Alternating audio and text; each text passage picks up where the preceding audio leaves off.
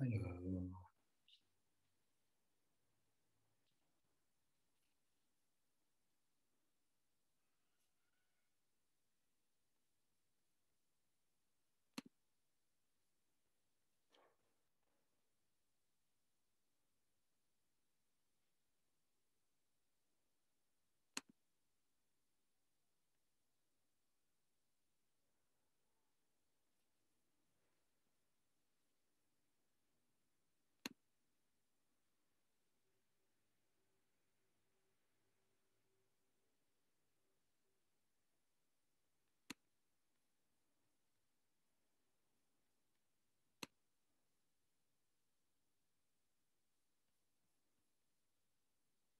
et puisqu'il est devenu adepte d'un social-libéralisme à la scandinave, d'un capitalisme qu'il veut réguler.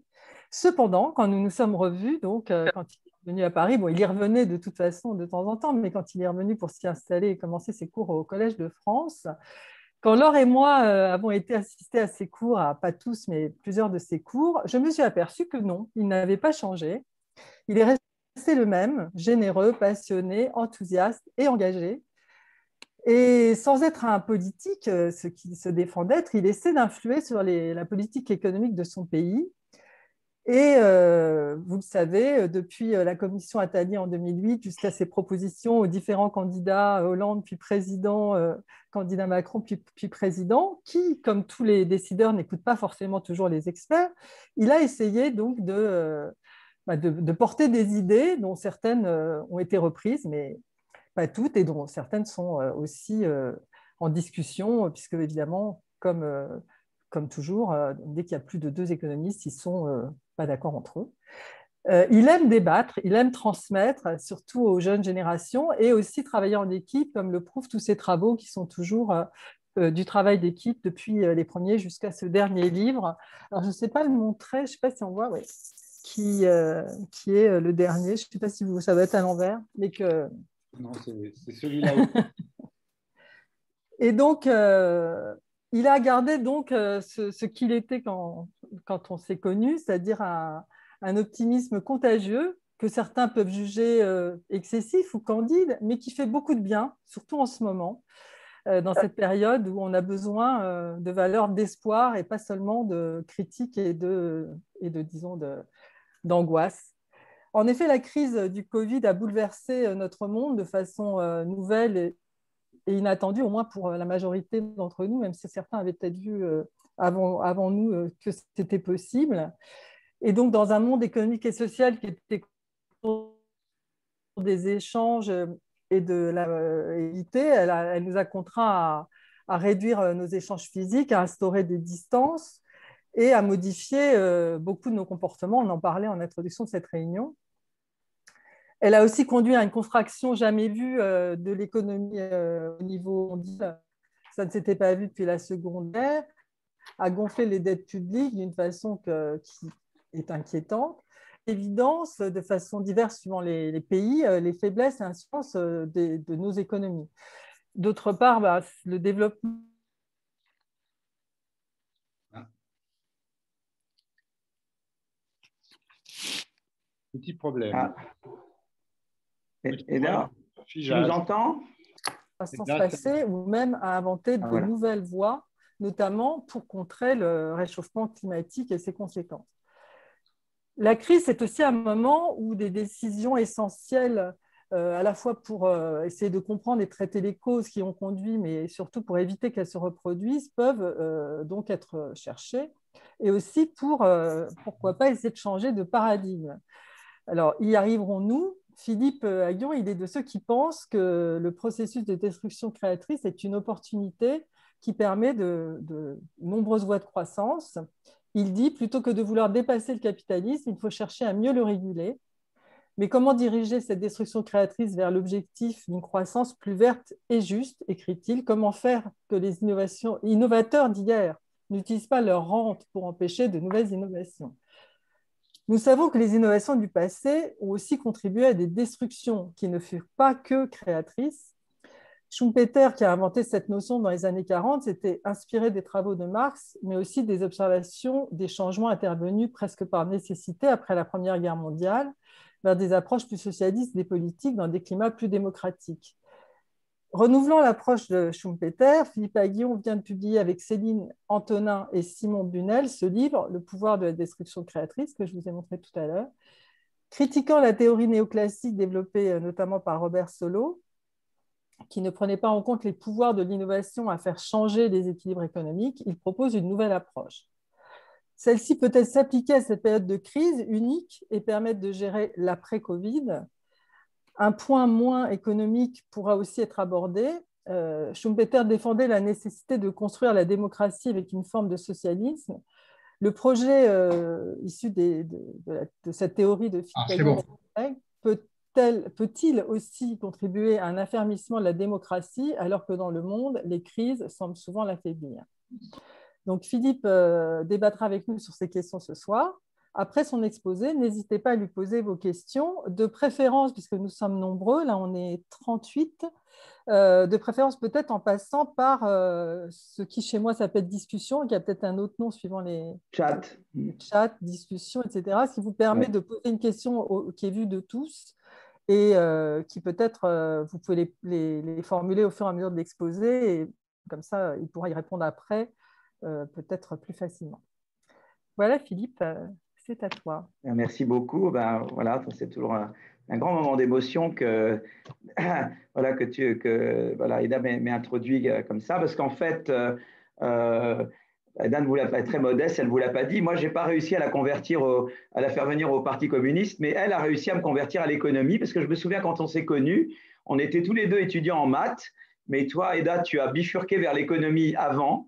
Et tu trouvais que c'était formidable. Et moi, je me suis dit, quelle bonne idée. Moi aussi, je vais m'inscrire dans des cours d'économie. Donc voilà. Donc moi, je n'ai pas réussi à te convertir au communisme, mais toi, tu m'as converti à l'économie. Donc voilà, finalement, tu as gagné. Voilà, je ne sais pas, peut-être que c'est un grand malheur que je sois. Voilà. Enfin, en tout cas, voilà. Donc ça, c'était l'histoire de notre. Et puis, il y a eu beaucoup de choses. Voilà. Puis, avec Daniel qui est là, je me rappelle de toutes ces soirées musicales. C'est vrai que moi, toute ma vie, la musique m'a beaucoup accompagné. Et c'est vrai que j'ai vraiment découvert la musique avec Daniel, Eda, notre ami Gérard. Enfin, voilà, on avait un groupe, on allait beaucoup dans les concerts. Et c'est toute ma vie, à chaque fois que j'écoute de la musique, je pense toujours à ces moments très intenses qu'on a vécu ensemble. Voilà, ça a été un peu comme dans certains films où il y a des groupes, des groupes qui se voient très intensément, puis après ils se séparent, mais en fait, toute leur vie, enfin en tout cas moi de mon côté, toute ma vie était toujours très imprégnée de ces quelques années finalement, c'était peu d'années où on se voyait beaucoup, beaucoup. Voilà, enfin, on pourrait faire un exposé là-dessus, mais je vais peut-être faire un exposé en tant qu'affaire, je vais faire un exposé sur le sujet de la conférence. Voilà, donc je vais, alors vous voyez, voilà, je vais faire animation slideshow from the beginning. Voilà, est-ce que là, vous voyez bien les transparents? C'est bien? Vous le voyez? Oui, là on voit. D'accord, voilà. Donc, effectivement, donc c'est ce que je vais raconter est vraiment basé sur ce livre qui a été écrit donc, avec Céline Antonin et Simon Bunel. Voilà. Et en fait, une motivation du livre, c'est qu'on peut une manière de le présenter, c'est qu'on a un peu un discours dominant, surtout en France, on est très porté vers le pessimisme. Bon, maintenant, on voit que quand j'ai commencé à présenter, je dis le Covid est durable, voire insurmontable. Bon, maintenant, on sait qu'avec le vaccin, quand même, on va y arriver, mais ça peut prendre beaucoup de temps. Et puis, on a la peur des variants. Et puis, voilà, il y a une espèce quand même de pessimisme sur est-ce qu'on sortira jamais de la pandémie, est-ce qu'on n'aura jamais une vie normale à nouveau. Il y a un autre sujet de pessimisme, c'est les inégalités qui ont énormément augmenté avec le Covid et dont on se dit, mais de toute façon, qui augmentaient déjà beaucoup. Et on se dit, est-ce qu'on est condamné à des inégalités qui augmentent sans cesse? Également la mondialisation, une peur de la mondialisation, est-ce qu'elle va nous marginaliser, nous, la France ou l'Europe, sur la scène internationale? Il y a aussi disons, l'angoisse du réchauffement climatique, est-ce qu'elle nous condamne à la décroissance? Est-ce qu'on n'a pas d'autre moyen que en fait, de s'y adapter parce qu'on ne pourra rien faire pour vraiment surmonter le réchauffement climatique?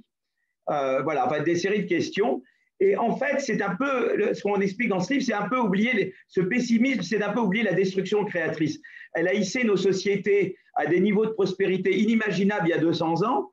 elle seule nous fait sortir de l'impasse du Covid, c'est le vaccin. Hein. Sans le vaccin, on n'en sortirait jamais.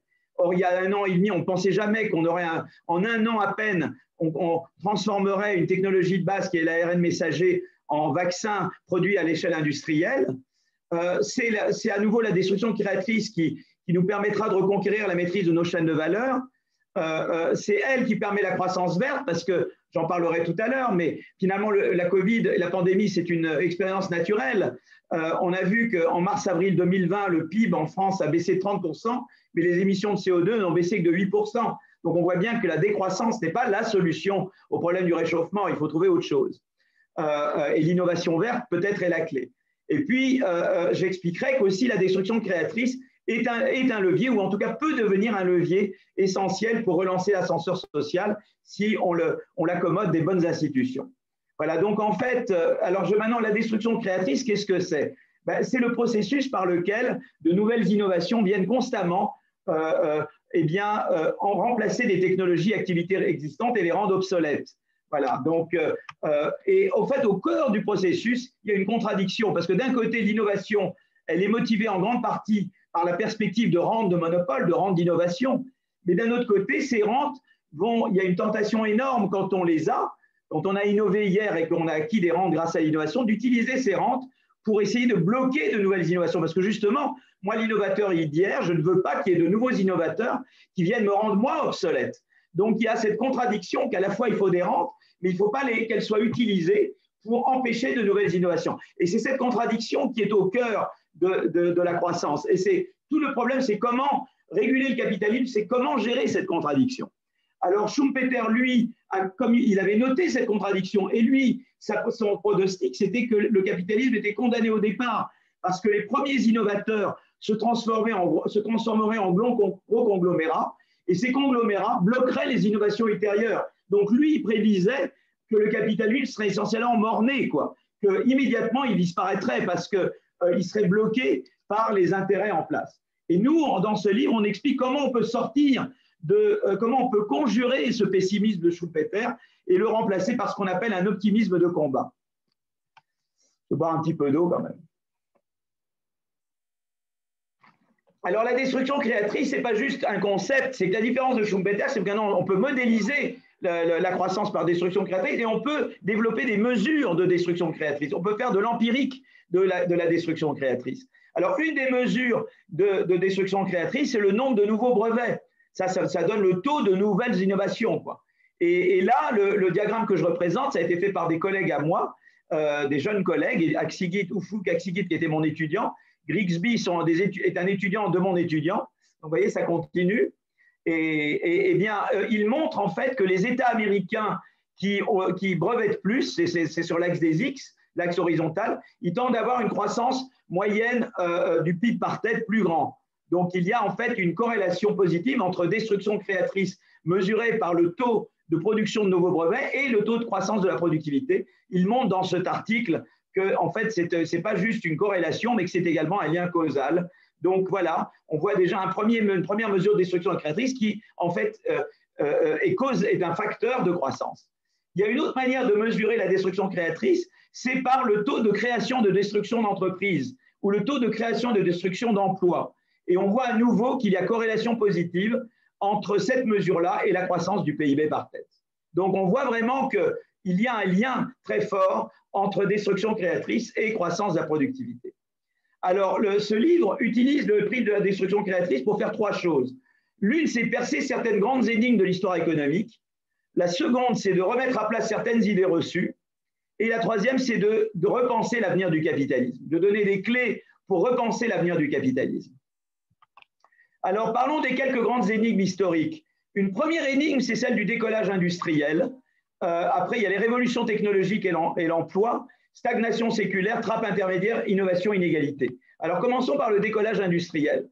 En fait, on sait qu'il y a eu des épisodes de croissance bien avant la révolution industrielle, mais elles ont été, en général, c'est des épisodes éphémères. Par exemple, Venise a connu une période de croissance, puis ça s'est arrêté. Et différents endroits dans le monde ont connu des périodes de croissance, mais en fait limitées et qui ne se sont jamais poursuivies. Et en fait, le décollage véritable de la croissance, si on regarde les données de Madison, mais enfin, il y a d'autres qui ont étudié, c'est vraiment début du 19e siècle. Ça se passe en Angleterre, puis en France, puis aux États-Unis, début 19e siècle en Angleterre, puis milieu 19e siècle en France, puis fin 19e siècle aux États-Unis.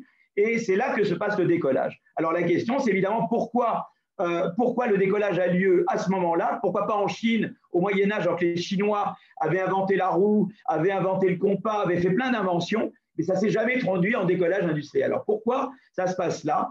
Et là, le prisme schumpeterien est très important parce qu'il vous dit, ben voilà, en Europe, il y avait d'abord les idées, la liberté de circuler les idées, c'est très important pour l'innovation. Il y avait quand même des universités libres.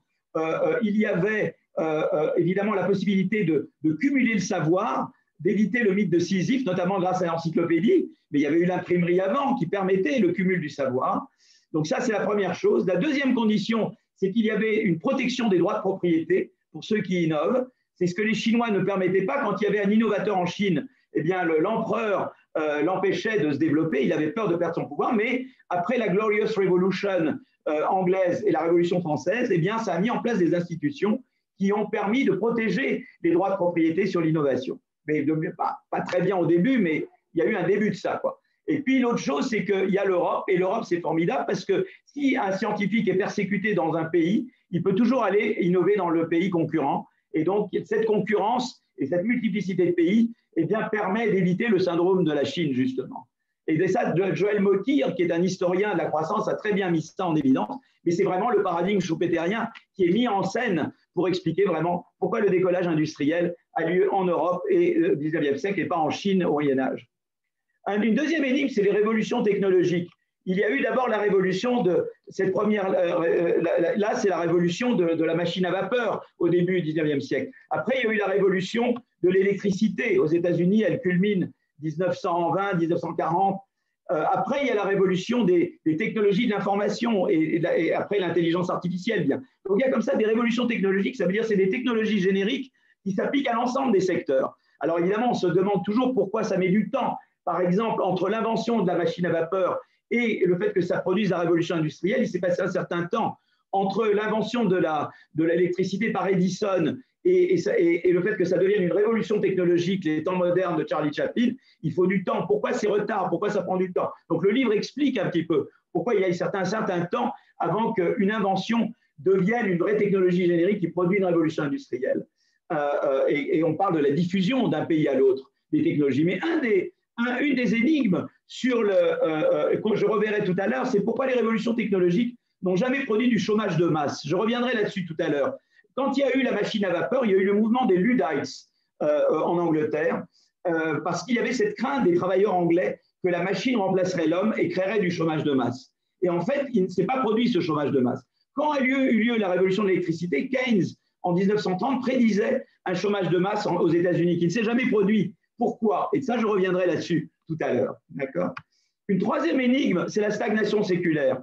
C'est-à-dire que ce qui est intéressant, c'est que surtout depuis le milieu des années 2000, enfin 2005, je veux dire, la croissance aux États-Unis a fortement baissé. Elle a beaucoup augmenté entre 1995 et 2005. Ça, c'est la croissance. Je représente la croissance annuelle moyenne de la productivité. Aux États-Unis, elle a été très forte. 1995-2005, c'est vraiment la révolution des technologies de l'information et de la communication qui a produit ça. Mais en fait, depuis 2005, il y a baisse de la croissance de la productivité. On essaie de comprendre pourquoi. Et ce qui est intéressant, c'est que c'est surtout dans les secteurs qui produisent l'éthique et qui consomment l'éthique. Ce n'est pas tellement dans les secteurs qui n'ont pas à voir grand-chose avec l'éthique.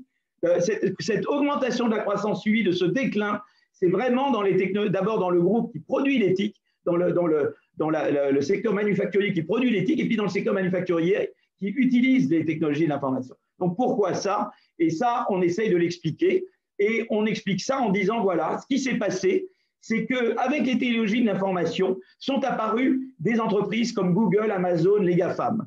Au début, quand elles se sont développées, elles avaient des réseaux, elles avaient Walmart qui avait des réseaux que d'autres n'avaient pas, ils avaient de capital social que d'autres n'avaient pas. Quand ils se sont, grâce à la révolution des TIC, ils se sont répandus dans beaucoup de secteurs, au début, ça a augmenté la croissance de la productivité. Mais une fois qu'ils ont envahi tous les secteurs, eh bien, ils ont inhibé l'innovation des autres. Et c'est pour ça que vous voyez maintenant cette décroissance, ce déclin de la croissance aux États-Unis. En fait, ça renvoie au problème de la concurrence aux États-Unis, c'est-à-dire qu'on n'a pas su adapter la politique de concurrence à l'ère du digital. On a permis à Amazon, à Facebook, etc., de faire des fusions-acquisitions sans limite et d'envahir tous les secteurs et d'inhiber l'innovation dans les différents secteurs de l'économie. Donc là, c'est intéressant parce que là, l'optimisme de combat, on voit bien le dilemme schumpeterien. Vous voyez, les innovateurs qui étaient les GAFAM, ils ont fini par inhiber l'innovation des autres.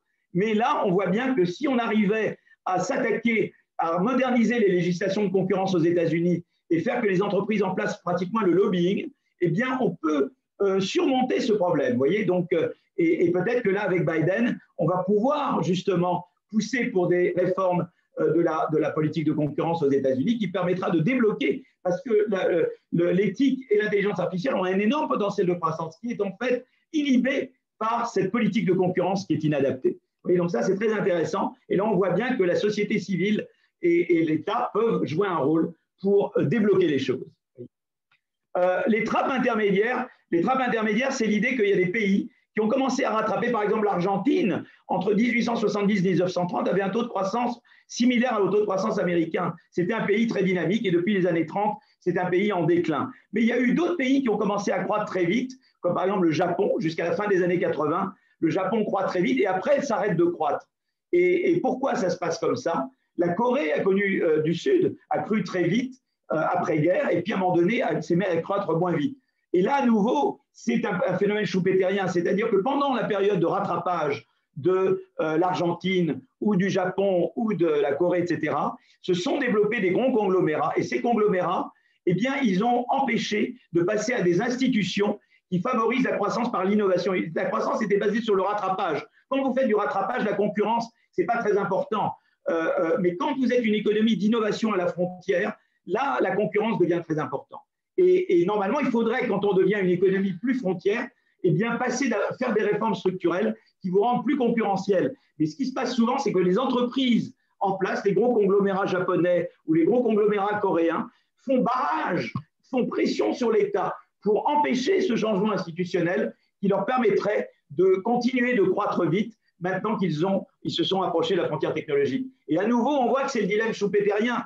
Les grandes entreprises qui ont permis la croissance de rattrapage deviennent des obstacles quand il s'agit de changer les institutions et de passer à une économie d'innovation.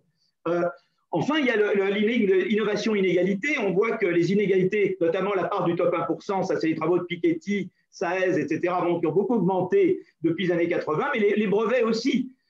L'innovation aussi a beaucoup augmenté.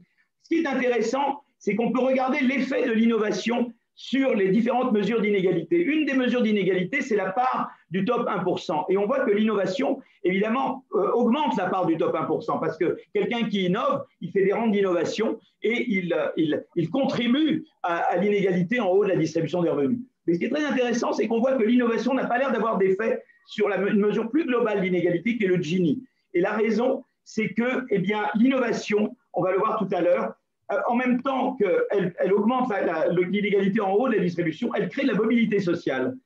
Et parce qu'il y a la destruction créatrice, justement, parce qu'il y a des nouveaux qui remplacent des anciens, mais aussi parce que les firmes innovantes tendent à créer davantage d'emplois qui permettent la promotion des individus. Donc, vous voyez, l'innovation a ce double effet sur les inégalités. D'un côté, elle augmente les inégalités en haut, mais de l'autre côté, elle augmente la mobilité sociale. Donc, quand on regarde l'effet de l'innovation sur l'inégalité globale, on voit qu'il n'y a pas d'effet.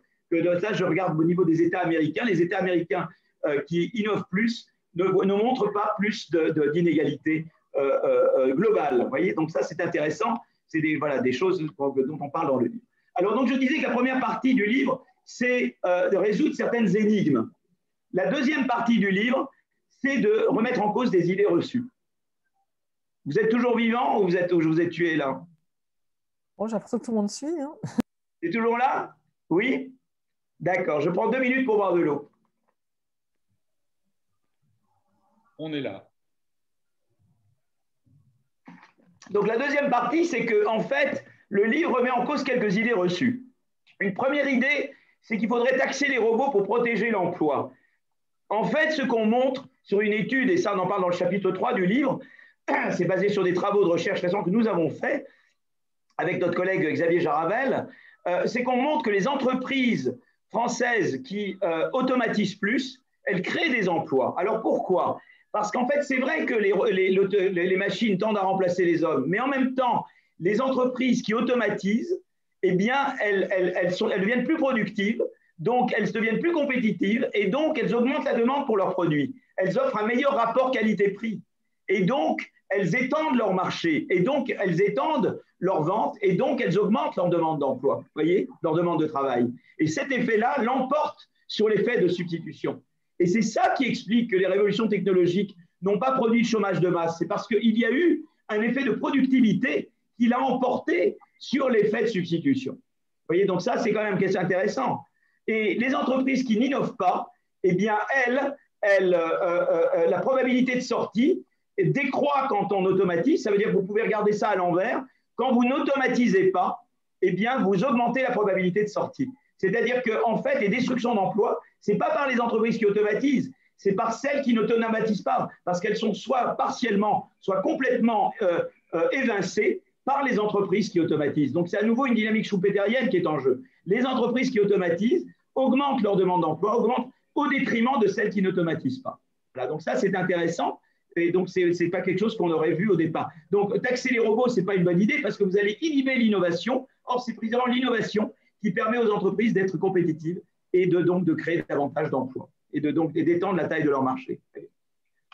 Deuxième idée, l'impôt est le seul levier pour rendre la croissance inclusive. Alors moi, je crois dans l'impôt, évidemment. Je pense que Biden a raison d'augmenter l'impôt sur les sociétés à 28%. Bien sûr, il faut le faire.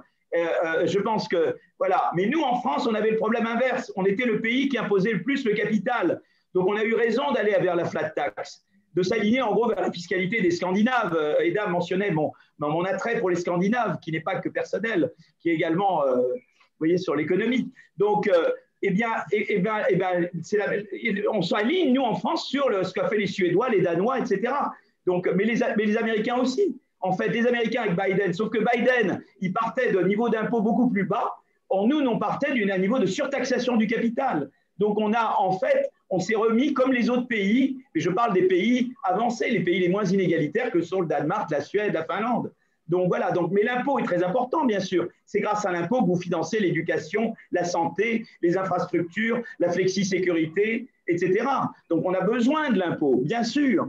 Et il faut un impôt redistributif, et un impôt pour investir, et un impôt pour assurer. Mais ce n'est pas le seul levier. Vous voyez ici, je disais tout à l'heure que l'innovation augmente la mobilité sociale. Là, je mesure à nouveau les États américains par intensité d'innovation. Si je devais tracer une droite, c'est clairement, là, c'est des zones d'emploi. Ce n'est pas des États américains, c'est des zones d'emploi. Et je vois qu'en fait, globalement, il y a une corrélation très fortement positive entre innovation et mobilité sociale.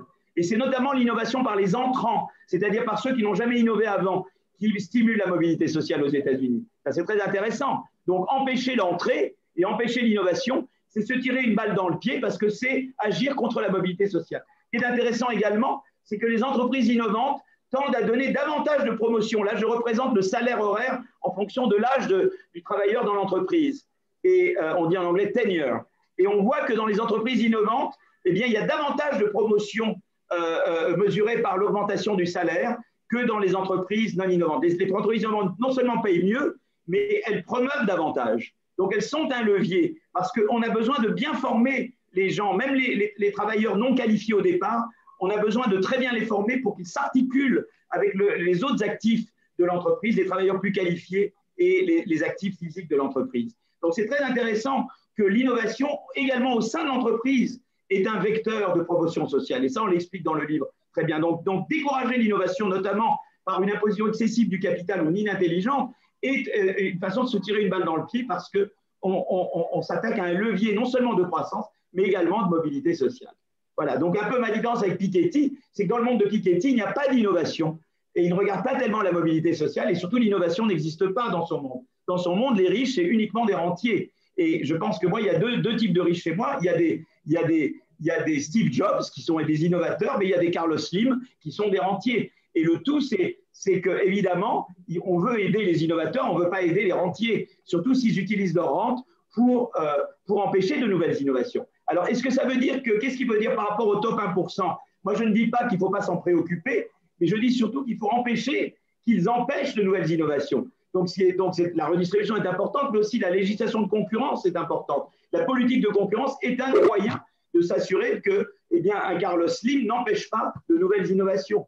Et aussi, les règles de financement des campagnes politiques sont très importantes. Aux États-Unis, malheureusement, les entreprises peuvent financer sans limite les campagnes politiques. C'est l'amendement Scalia. Évidemment, c'est un désastre parce que ça permet le lobbying et ça permet de biaiser le jeu politique américain en faveur des riches. Ça, je suis totalement contre. Donc, je pense qu'il faut mettre une espèce de no-fly zone sur les riches. Moi, je n'ai rien contre le fait qu'il y ait des riches. En Suède, il y a des riches, M. Skype, M. Wallenberg, mais ils ne peuvent pas influer sur la concurrence et ils ne peuvent pas influer sur les campagnes politiques. Je crois que c'est ça qui est très important. Donc, il faut redistribuer avec la fiscalité, mais également avoir des politiques complémentaires de concurrence et d'organisation des financements des campagnes politiques. Je pense que tout ça est très important. Et ça, c'est quelque chose qui n'est pas discuté en général.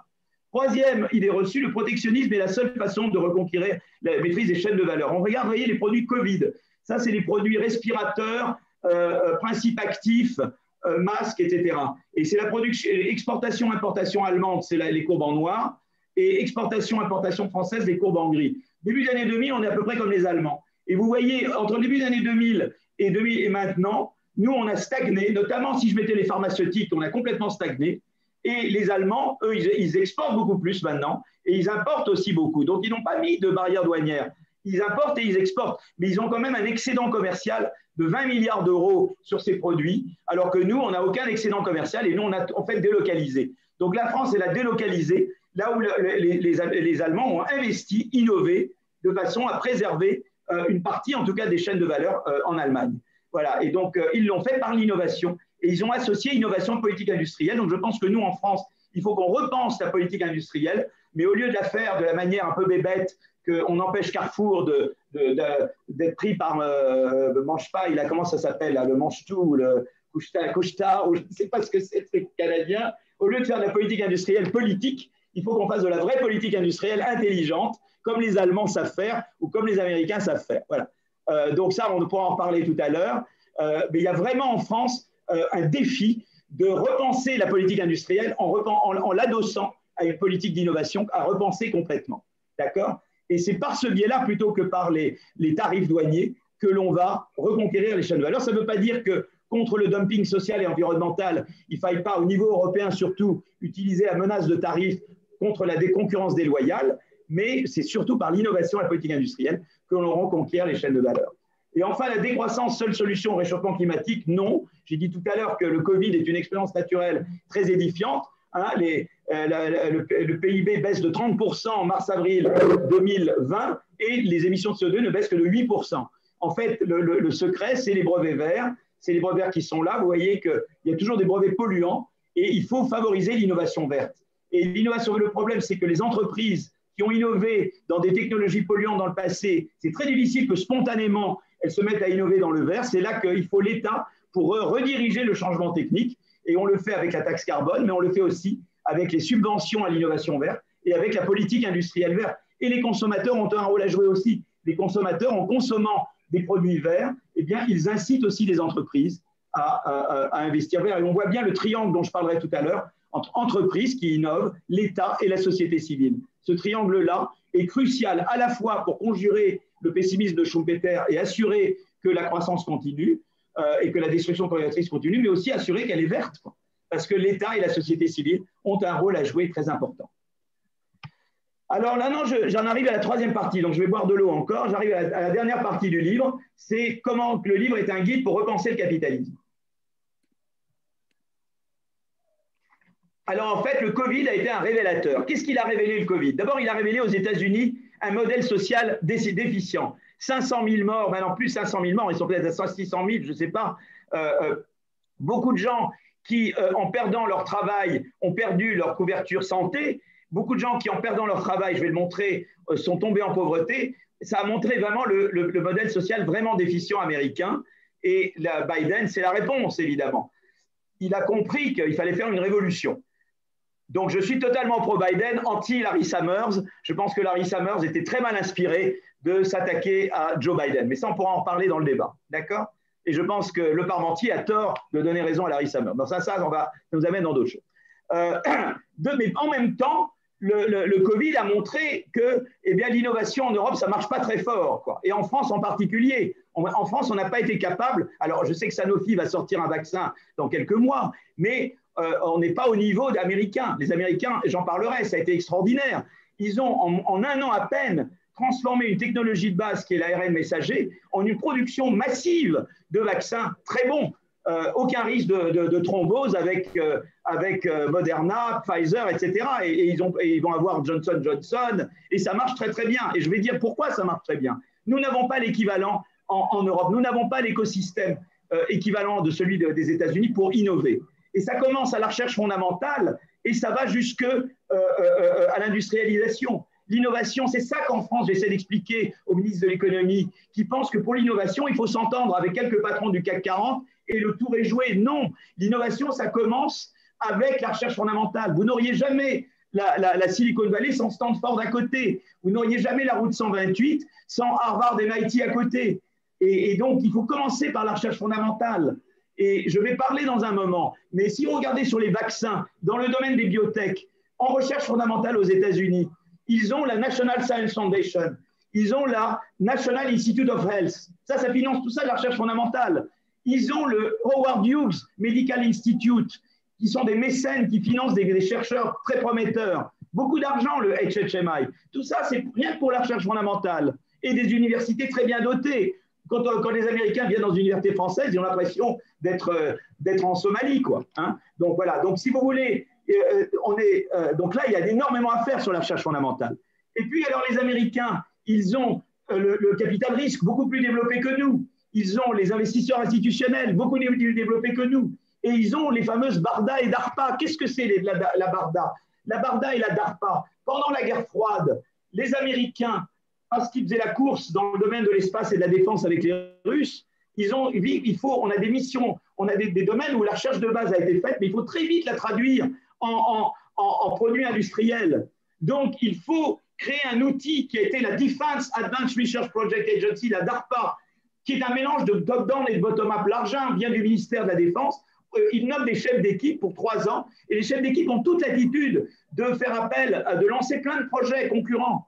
Et après, au bout de 3 ans, on voit si la mission a été remplie ou pas. Ça a très bien marché en défense parce qu'ils coordonnent des ressources, notamment, ils font des partenariats publics-privés. C'est fantastique, la DARPA. Le GPS, l'Internet, la navigation autonome, tout ça, c'est la DARPA. C'est extraordinaire ce qu'ils ont pu faire. D'accord? Ensuite, ils ont fait la ARPA Énergie, qui est dans le domaine de la transition énergétique. Et puis maintenant, ils ont créé après, plus récemment, la BARDA, Biologic Advanced Research Development Agency. C'est la BARDA qui a fait les financements de tous les vaccins. Et ils ont pu, notamment, ils ont mis plein de laboratoires en concurrence. Ils leur ont dit tous les risques, c'est nous qui les prenons, c'est pas vous.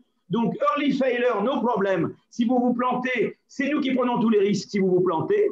Et ensuite, ils ont pu avoir des usines sur lesquelles ils avaient des options pour transformer très vite les usines, pour les acquérir et qu'elles produisent immédiatement les vaccins à grande échelle. C'est ça qui a permis la révolution des vaccins aux États-Unis. Et nous, on n'a pas en Europe l'équivalent de la BARDA. Alors là, avec ERA, on espère qu'on aura quelque chose d'un peu semblable, mais on est vraiment à la traîne. Et puis en France, ça a montré, comme j'ai montré, la désindustrialisation et alors la catastrophe, évidemment, de l'État. Alors évidemment, je ne vais pas enlever, mais si vous me voyez, évidemment, tout le monde se marre en France, l'attestation de déplacement dérogatoire à 10 pages, évidemment, ça, c'est un produit typiquement français. Autant pour les vaccins, on est mauvais, mais là, on est vraiment très, très bon. Hein. Très, très bon. Voilà. Donc ça aussi été rêvé par le Covid. Alors, juste quelques chiffres. Le Covid, aux États-Unis, on voit bien que le Gini, qui est une mesure globale d'inégalité, est très supérieur aux États-Unis qu'il est en Allemagne, en Suède, en Norvège, au Danemark et en France. Donc, les États-Unis sont un pays beaucoup plus inégal que nous. Le taux de pauvreté est bien supérieur aux États-Unis qu'il l'est chez nous dans les pays scandinaves. D'accord? Et ce qui est intéressant, c'est regarder le Covid. Il y a l'effet sur le chômage. Alors, le chômage, c'est les triangles. On voit que le chômage a un peu augmenté en Allemagne avec le Covid, alors, et très augmenté aux États-Unis. Mais comme le chômage est associé à l'assurance chômage, à l'assurance santé, ça, les ronds, c'est la proportion des gens sans assurance. Vous voyez, en Allemagne, elle est 0 tout le temps. Tout le monde est assuré santé. Mais aux États-Unis, elle a vraiment augmenté la proportion de gens sans assurance santé. Donc, on voit bien que, vous voyez, il n'y a pas l'équivalent de l'État-providence. En tout cas, il ne fonctionne pas. Il n'est pas capable d'assurer les gens contre un choc comme le Covid. Et pareil, si je fais la comparaison États-Unis-France, États-Unis-Espagne, États-Unis-Italie, même Angleterre, tous ces pays assurent beaucoup mieux que les États-Unis.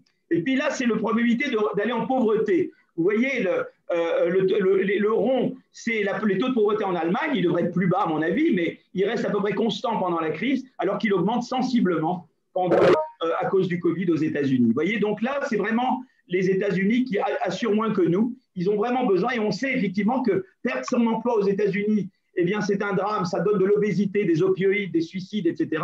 C'est les travaux d'Angus Deaton et Anne Case, alors qu'au Danemark, les travaux d'Alexandra Roulet, ma collègue, montre que perdre son emploi au Danemark n'a aucune incidence sur la santé au Danemark. C'est extraordinaire la flexisécurité danoise. C'est pour ça que moi je suis un fan du système danois. Je trouve que c'est un système qui marche très bien et que je suis un critique de la réforme d'assurance chômage que l'on essaie de faire passer en France en ce moment. Voilà, donc ça on peut en parler si ça vient dans le débat. D'accord ? Donc sur le plan assurance, les Américains sont très mauvais. Ils doivent repenser leur modèle social. Mais par contre, sur le plan de l'innovation, alors là ils sont très très bons. Si vous regardez le nombre de brevets en biologie par million d'habitants, regardez en 2016 aux États-Unis, c'est bien supérieur voyez, à l'Europe 27 ou à l'OCDE moyenne. Et, vous voyez, donc les Américains sont bien meilleurs que nous. Et si vous regardez les dépenses pour lutter contre la Covid, les mesures BARDA, le budget BARDA, c'est près de 12 milliards de dollars. Le budget européen, c'est l'équivalent en total entre Commission européenne et Banque européenne d'investissement, c'est 4 milliards. Vous voyez, on est rikiki par rapport à la BARDA américaine. Vous voyez, donc c'est pas étonnant que les vaccins viennent de chez eux. Il n'y a pas de miracle. Hein. Voilà. Alors, au total, qu'est-ce qu'on veut? C'est combiner les bons côtés du modèle américain, c'est-à-dire le côté innovant, et les bons côtés du modèle européen, notamment danois, c'est-à-dire le côté protecteur et mobilité sociale. Et là, c'est pour tout ça, le triangle entreprise, État, société civile est fondamental. Il est d'abord fondamental pour conjurer le pessimisme de Schumpeter. Schumpeter craignait que justement les entreprises en place fassent collusion avec l'État pour empêcher de nouvelles entreprises innovantes. Mais si vous avez une société civile avec des médias libres, avec voyez, la possibilité de s'exprimer avec des corps intermédiaires actifs, etc., eh bien, vous pouvez à ce moment-là réduire la corruption, c'est-à-dire la collusion entre les entreprises existantes et l'État. Et donc, c'est ça qui permet de conjurer le pessimisme de Schumpeter et de permettre à la destruction de la crise de se maintenir. Mais c'est également ce triangle, comme je l'ai montré, qui permet l'innovation verte, puisque les entreprises toutes seules, elles vont tendre à continuer d'aller dans les technologies polluantes. L'État peut aider avec taxes carbone et subventions à l'innovation verte et politique industrielle verte, mais le marché, les consommateurs aussi jouent un rôle très important et ce qu'on appelle la responsabilité sociale d'entreprise. Donc, à nouveau, le triangle est très important. Le Covid, c'est pareil. C'est les entreprises qui ont inventé le vaccin, mais il fallait l'impulsion de l'État, la BARDA, mais le marché, la société civile joue un rôle très important. C'est par-delà le marché, c'est vers la société civile, c'est les gestes barrières, c'est tout ce que nous faisons, c'est la santé publique ne peut pas vraiment bien fonctionner sans responsabiliser la société civile. Les pays qui ont vraiment fait du zéro Covid ou qui ont vraiment fait des politiques pour s'en sortir, c'est en responsabilisant la société civile. Vous voyez, ce triangle est magique. Il vous permet d'avoir une croissance plus verte, plus inclusive. Il vous permet de résoudre plein de problèmes que sinon, nous n'arriverions pas à résoudre. Voilà, alors voilà le plan du livre. Voilà, donc paradigme de base, comment on mesure la destruction créatrice, etc. Le décollage, les vagues, concurrence et tout le problème de la concurrence. Pourquoi elle s'est réduite aux États-Unis, comment l'adapter, les inégalités, dont j'ai parlé, la stagnation séculaire, les trappes intermédiaires, l'innovation verte, coulisses de l'innovation. Là, je regarde les innovateurs, quels sont leurs milieux sociaux de l'innovation, parce que les innovateurs souvent viennent de milieux aisés. Et donc, il faut, d'où l'importance de la politique d'éducation et de rendre l'éducation supérieure accessible à tout le monde. Donc, tout ça est traité là. Tout le côté Alexandra Roulet, santé, bonheur, destruction créatrice est traité au chapitre 11. Au chapitre 12, c'est là qu'on montre vraiment comment le modèle américain finance beaucoup mieux l'innovation et crée l'écosystème par rapport à d'autres pays. Là, on regarde vraiment la mondialisation. Et puis là, au chapitre 14, on regarde comment historiquement l'État institutionnel. J'arrête peut-être là. Et donc, voilà. Et le chapitre 15, c'est eh bien, l'État jusqu'où, comment sont la société civile et les contre-pouvoirs, eh bien, on n'arrive pas à avoir une croissance soutenue et avoir une croissance verte et inclusive. Voilà. Et la conclusion, c'est l'avenir du capitalisme. Donc, je m'arrête là. Merci pour votre attention et merci pour avoir, excusez-moi d'avoir été un peu long. Voilà. Merci. J'espère que je ne vous ai pas trop saoulé. Voilà. Non, merci beaucoup, Philippe. Eda, peut-être tu aurais quelque chose à ajouter tout de suite? Non, je pense que non, j'ai rien ajouté. Merci aussi. Et puis, je pense que le mieux, c'est de profiter du temps qu'on a pour un peu de débat, puisqu'on a un peu de temps. Donc, je ne sais pas si Bernard, tu as une question. Moi, j'en ai une, mais je pense que peut-être d'autres gens ont des questions par écrit ou par oral. Si je peux dire quelque chose, vous pouvez intervenir par oral, bien sûr, en réactivant votre micro, mais le plus simple serait peut-être que vous posiez des questions avec le système conversé ou chat, hein, qui est sur la barre en bas de votre ordinateur, ou sinon, si vous voulez intervenir oralement, d'utiliser le système réaction en mettant, je vais vous montrer comment ça fait, une petite main, par exemple comme ça, là, qui arrive en gauche, et à ce moment-là, on vous donne la parole, mais je pense que par écrit, c'est aussi bien. Voilà. Donnez-moi une minute, j'arrive tout de suite, une minute. Une minute, je regarde juste une chose, parce que je devais avoir un... Très bien. Bon, je ne sais pas si tout le monde a pu rentrer. Est-ce que je peux juste donnez-moi une minute et je suis à vous. Une minute. OK. Bah, ça permet peut-être de préparer les questions. Préparez vos questions. Alors, si je comprends bien, il y a Michel Capdirol. Pourrions-nous avoir une copie des slides présentés? Normalement, j'ai enregistré la visioconférence donc en vidéo. Donc, normalement, les slides devraient apparaître aussi. Donc, si vous voulez après avoir les slides et même avoir l'enregistrement de l'exposé, on pourra vous les envoyer. C'est un gros fichier en général, mais c'est tout à fait accessible. Si vous avez la fibre, ça ne vous demandera pas beaucoup de temps pour le charger. Si vous n'avez pas la fibre, ça demandera peut-être un petit peu de temps. Voilà. Donc, c'est déjà une réponse. Par où écrit-on les questions? Je ne trouve pas. Soit ça s'appelle discussion, soit ça s'appelle, ça dépend des mois. Chez moi, c'est discussion, ou c'est chat, ou c'est un petit, on voit un petit, comme une petite bulle. Comme une bulle de, oui. Pas de l'écran. Ou alors à droite, je sais pas, ça dépend peut-être.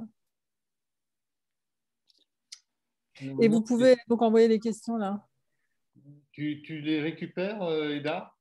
Tu peux les récupérer là. Je peux les voir si elles sont à tous. Hein. Excusez-moi, voilà, c'est bon.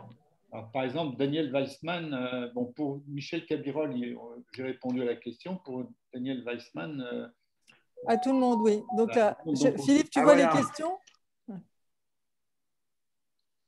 Alors, quels sont les pays qui ont le plus de chance?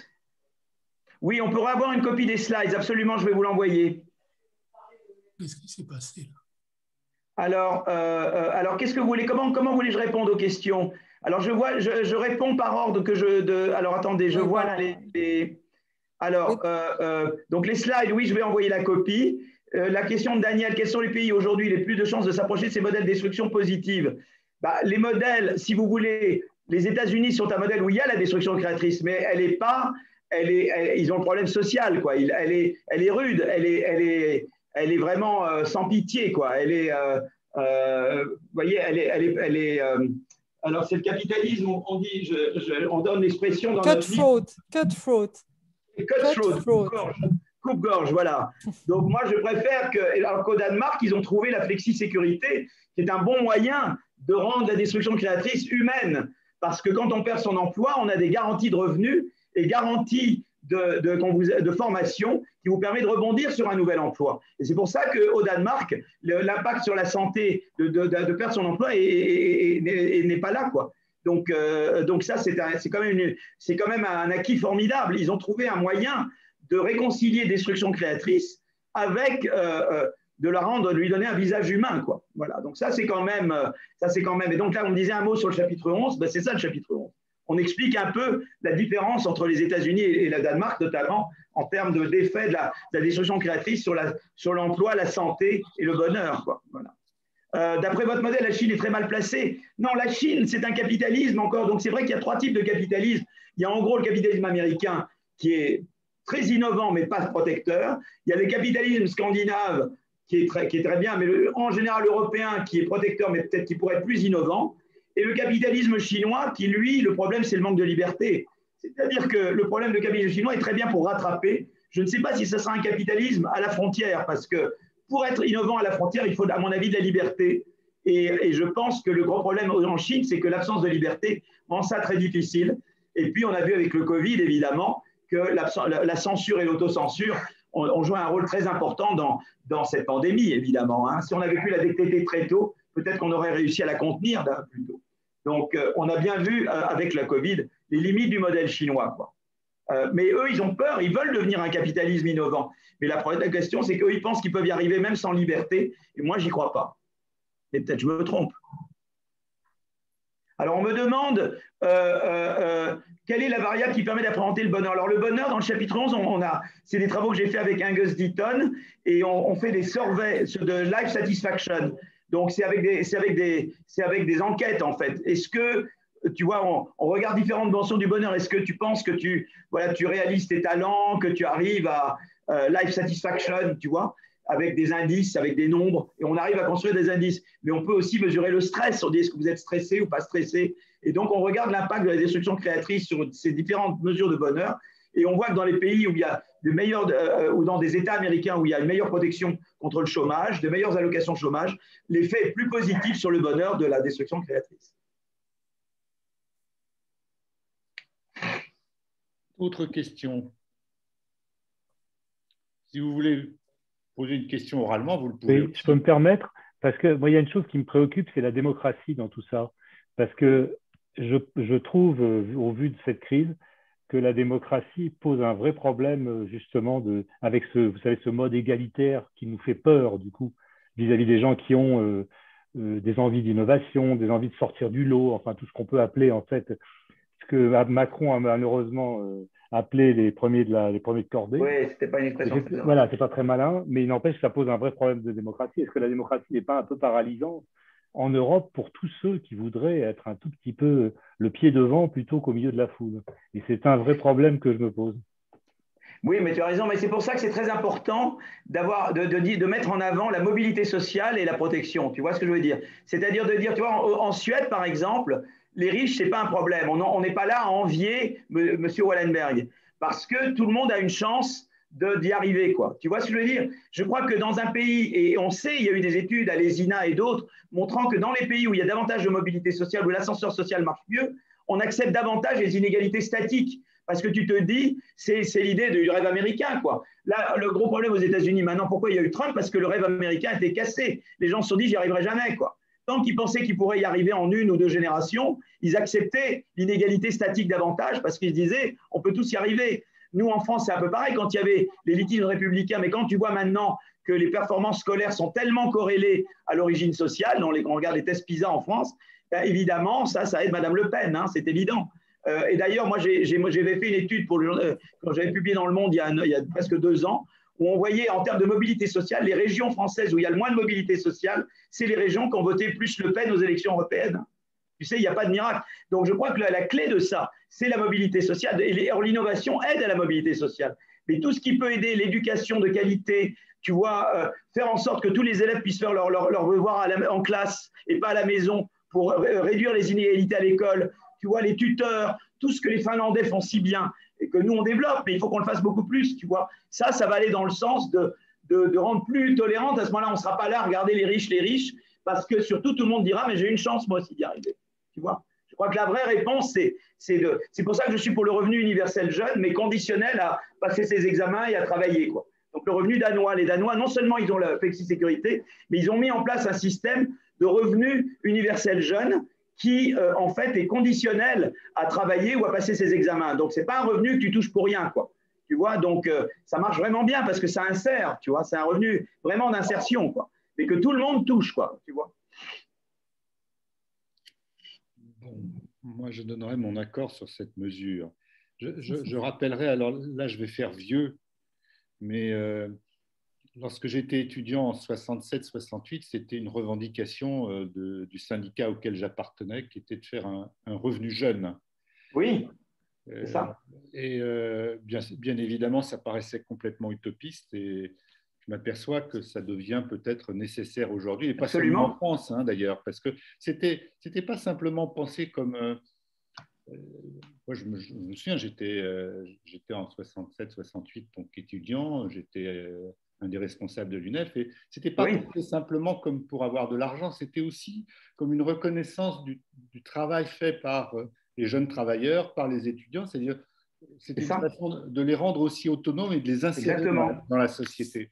Et Voilà. c'était très, très pensé. Hein. Et Oui. pendant longtemps, on a complètement oublié cela. Et je trouve que c'est comme ça qu'il faudrait le repenser, non pas simplement comme une mesure charitable. Non, pas du tout. C'est C'est pas une mesure vraiment… charitable, c'est une mesure pour mettre le prêt à l'étrier et donner une vraie Voilà, autonomie et donner la possibilité exactement. de choisir, vraiment de responsabiliser les jeunes, de les rendre maîtres de leur destin. Quoi. C'est vraiment empowerment au sens d'Amartya Sen. Quoi. Tout à fait. C'est empowerment. Et moi, je crois beau. Et d'ailleurs, tu verras si Gallois, comme vous allez avoir Gallois, il est très pour un revenu jeune. Et Louis Schweitzer est très pour un revenu jeune. Tu vois, on est très nombreux. Et moi, je pousse Macron beaucoup là-dessus. Alors, il répond, il me dit oui, oui, oui, je vais le faire, je vais le faire. Ben, je dis, mon vieux, vas-y, fais une grosse réforme sociale, parce que là, pour terminer ton quinquennat, tu as besoin de faire une grosse réforme sociale, quoi. Tu vois, pour terminer, quoi. Donc, j'espère qu'il va nous écouter, quoi. Donc, parce que sinon, si c'est juste faire l'assurance chômage qu'il est en train de faire maintenant, ça ne le fait pas du tout, quoi. Bon, sur ce, est-ce que d'autres interventions, je ne Oui, vois pas. j'ai écrit une question Vas-y, que je peux redire Alors, attends, je oralement. vais la regarder. je l'ai Je peux la J'ai redire. pas vu que tu as écrit une question. je l'ai Si? pas vu.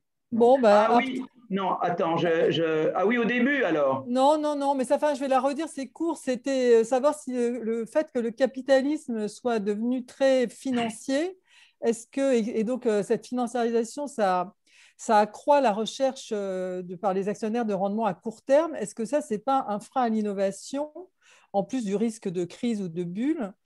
Est-ce que ça, c'est pas un frein à l'innovation et comment on fait pour, pour réguler ça? Bah, c'est-à-dire je vais reprendre l'expression de Michel Sapin, la bonne et la mauvaise finance, quoi, tu vois. C'est-à-dire qu'en même temps, tu vois bien qu'aux États-Unis, sans le venture capital et les investisseurs institutionnels, tu n'aurais pas l'innovation que tu as. Moi, j'ai cru au départ, j'ai fait des travaux sur les investisseurs institutionnels, les fonds de pension, les fonds mutuels, etc. J'ai cru qu'au début, ils seraient très court-termistes. En fait, ils aident beaucoup l'innovation. C'est très intéressant. Donc là, j'ai un papier dans l'American Economic Review avec Van Reenen et Zingales, et là-dessus, justement. J'ai été parti du présupposé que c'était forcément court-termiste. Ça dépend de quelles innovations. Ce qui n'est pas bon, c'est quand tu as les dérivés. Là, beaucoup de gens ont voulu faire de l'innovation financière par les dérivés. Donc, tu dois réguler ça. Et là, les accords de Bâle et tout ce qui régule le recours aux produits dérivés, je pense que ça, c'est très important. Mais par contre, tu as une finance qui est saine. Sans le capital risque, c'est très dur d'avoir de l'innovation. Tu as besoin du capital risque et des investisseurs entiers. Donc, tu as une bonne et une mauvaise finance. Et le tout, c'est de maximiser la bonne et de contenir la mauvaise, quoi. Alors, Bâle 3, ça aide. Tu as d'autres réglementations qui aident pour les rendre plus effectives. Et donc, tout le truc, c'est à nouveau de la réglementation. Tu dois réglementer pour avoir Mais sans finance, tu n'y arrives pas, quoi. Les pays qui ne financent pas du tout, ils n'innovent pas du tout non plus, quoi. Tu vois. Voilà, il y a le bon milieu et la bonne gouvernance et la bonne organisation du système. D'accord. Est-ce qu'il y a d'autres questions? Ne soyez pas timide.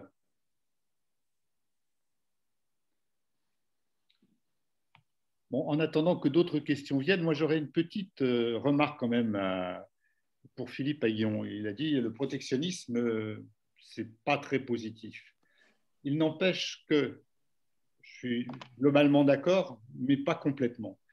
Il semble bien, et moi je l'ai étudié dans certains secteurs, que certaines innovations ont besoin, ou certains développements ont besoin d'un certain protectionnisme, plus exactement d'une certaine protection d'un environnement à la fois de l'innovation, de l'innovateur, et de son marché.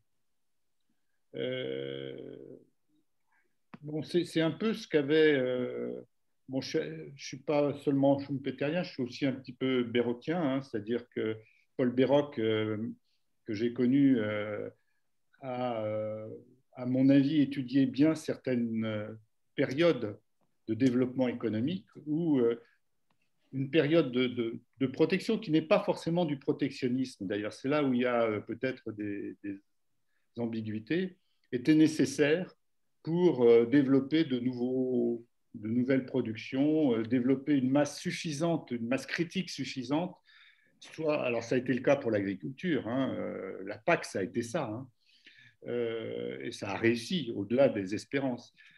Ça a été le cas pour un certain nombre d'innovations. Airbus a bénéficié, comme les Américains avec Boeing a bénéficié d'un soutien des États européens. Donc, si Airbus a pu se développer face aux géants américains, c'est aussi parce qu'il y a eu un certain protectionnisme, à la fois de l'innovateur, mais aussi de son marché.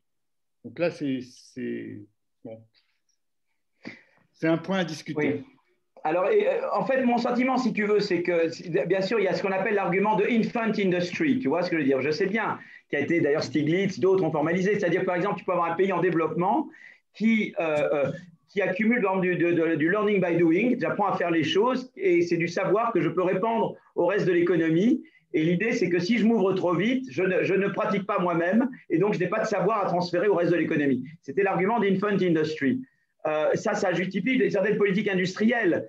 Donc moi, ma réponse à ce que tu dis, c'est que je pense qu'il faut un volontarisme industriel. C'est comme ça que je fais. Mais je n'appelle pas ça vraiment du protectionnisme. J'appelle plutôt ça de la politique industrielle. Quand je fais la DARPA, je subventionne mes industries. Je suis pour subventionner. Mais il ne faut pas que ça soit au détriment de la concurrence. Quand tu as une économie d'innovation, on sait que la concurrence est importante pour l'innovation, parce que j'innove pour échapper à la concurrence. Ça, je le montre dans le chapitre 4 du livre. Donc, tout le défi en Europe maintenant, c'est d'avoir une politique industrielle compatible avec la concurrence. Alors, évidemment, il faut que la concurrence soit loyale. Contre les gens qui font de la concurrence déloyale, il faut avoir des tarifs. Mais l'idée, c'est de dire, je peux avoir une politique de subvention, d'aide, etc. Les DARPA, les BARDA, le ERA, tout ça, c'est des politiques d'aide. Je suis totalement pour. Mais il faut qu'elles soient compatibles avec la concurrence. Alors, comment tu les rends compatibles avec la concurrence? D'abord, tu n'es pas un seul champion. Tu aides plusieurs entreprises. Tu vois, parce que tu veux garder la concurrence. Ensuite, tu permets aux entrants de venir. C'est-à-dire qu'il ne faut pas que l'aide aux entreprises en place empêche les entrants d'arriver. Donc, tu dois permettre aussi de nouveaux entrants. C'est ça que Barda permet. Barda, ça a permis de faire venir des nouveaux qui sont arrivés, tu vois. Donc, tu dois trouver un moyen de réconcilier politique industrielle volontariste et concurrence et entrée. Et ça, c'est la politique industrielle pour un pays développé. Quand tu es un pays en rattrapage, effectivement, tu peux faire davantage jouer l'argument de infant industry, qui était en fait l'argument que tu développais. C'est un petit peu comme ça que je vois les choses, tu vois. Alors évidemment, s'il y a des pays qui ne jouent pas le jeu, l'Europe peut s'autoriser à mettre des tarifs. Si par exemple, il y a des paradis de pollution, tu mets des taxes carbone aux frontières. Alors ça oui, contre la concurrence déloyale, tu peux t'autoriser à utiliser les tarifs. Mais je n'utiliserai pas le tarif comme instrument de politique industrielle. Je pense que c'est mieux de faire par les subventions et une vraie politique industrielle active d'innovation. Bon. C'est ce qu'ont fait les Allemands. Oui. Non, c'est un objet de débat. C'est un objet de débat, voilà. On ne va pas se centrer sur cette question-là. Non, mais c'est une question très intéressante. Sur l'agriculture, peut-être que l'agriculture, c'est différent. Je pense que c'est un petit peu différent. Oui, peut-être le cinéma aussi, alors. Peut-être le cinéma également, je ne sais pas. Bon. Et d'ailleurs, on voit… Personne ne voit. Enfin, justement, je ne veux pas centrer là-dessus parce que je veux laisser la parole à d'autres personnes, mais je pense que c'est un point de débat intéressant et qui reste ouvert. Oui. Tu peux dire un mot ou pas? Il y a quelqu'un qui veut parler. Allez-y. Oui. C'est Jean-Paul Dessertine, c'est ça? Oui, parce que moi, je n'arrive pas à écrire. Bon, donc je vais parler. Allez, non, je voudrais simplement, merci beaucoup d'abord, et je voudrais poser simplement une question. Actuellement, si on regarde globalement, l'endettement pratiquement dans tous les pays du monde, y compris la Chine, tourne entre 250 et 300% du PIB. Comment vous intégrez ce facteur dans vos analyses? Oui, alors moi sur la dette, ma position, c'est que, j'ai jamais connu Guy Abeille, mais c'est monsieur 3%. Vous savez, il y avait une règle complètement ad hoc. C'est amusant d'aller regarder l'histoire du 3% de Maastricht. c'était vraiment un calcul au pifomètre. Hein. On voulait arriver à un objectif de 100 milliards de déficit ou de dette en France, et ça représentait à l'époque, alors je ne sais plus si c'était déficit 3% du PIB ou dette 60% du PIB, enfin voilà. Mais c'était une règle complètement ad hoc, quoi, complètement arbitraire.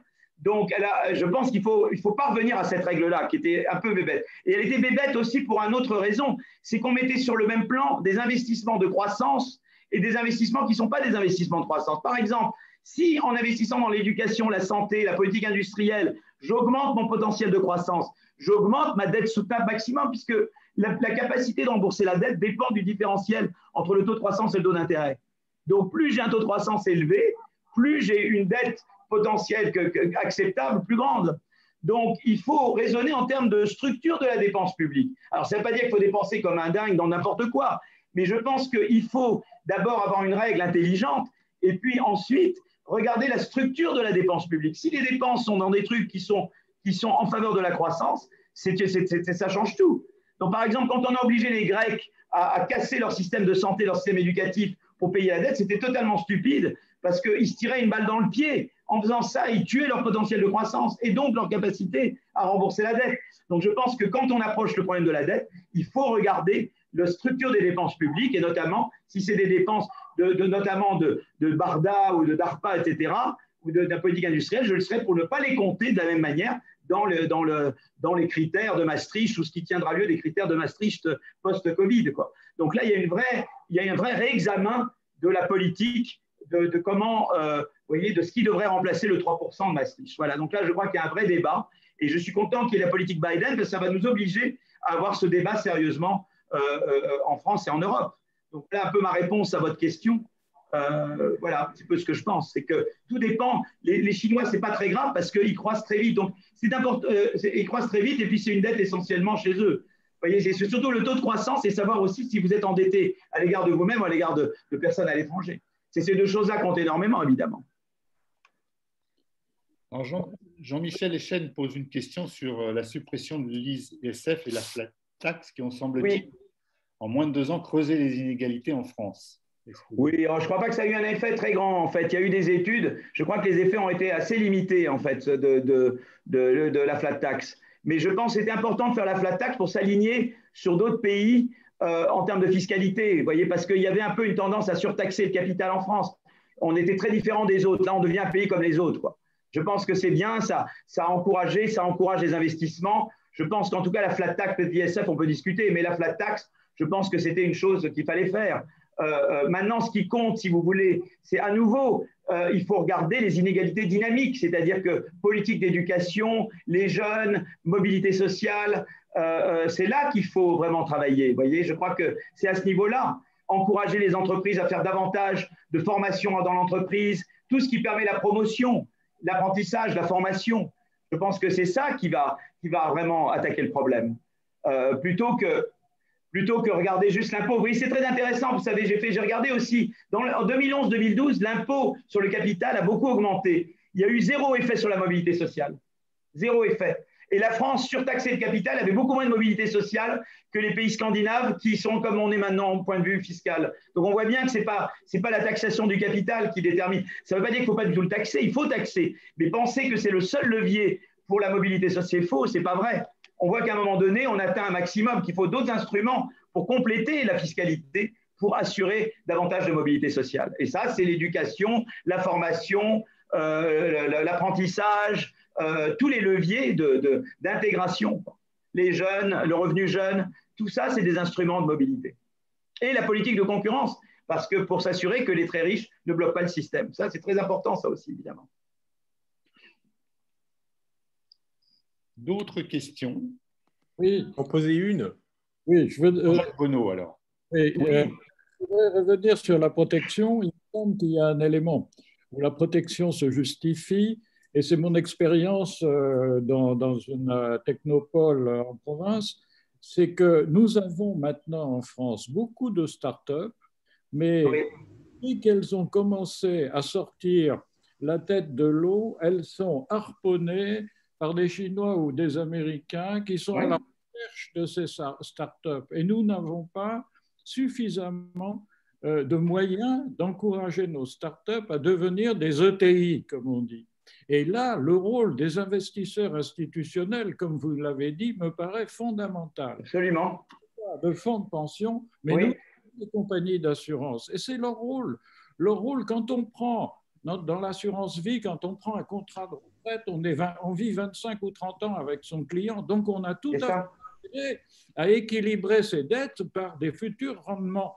Et les compagnies d'assurance sont là pour ça. Et je pense que là, l'État a un rôle consistant à faire en sorte qu'elle soit en moyenne en mesure non pas de financer les dettes des États, comme aujourd'hui on leur demande de le faire avec un rendement négatif, mais d'aller prendre des risques. Et ça demande une politique de régulation ad hoc et une politique d'orientation de l'assurance.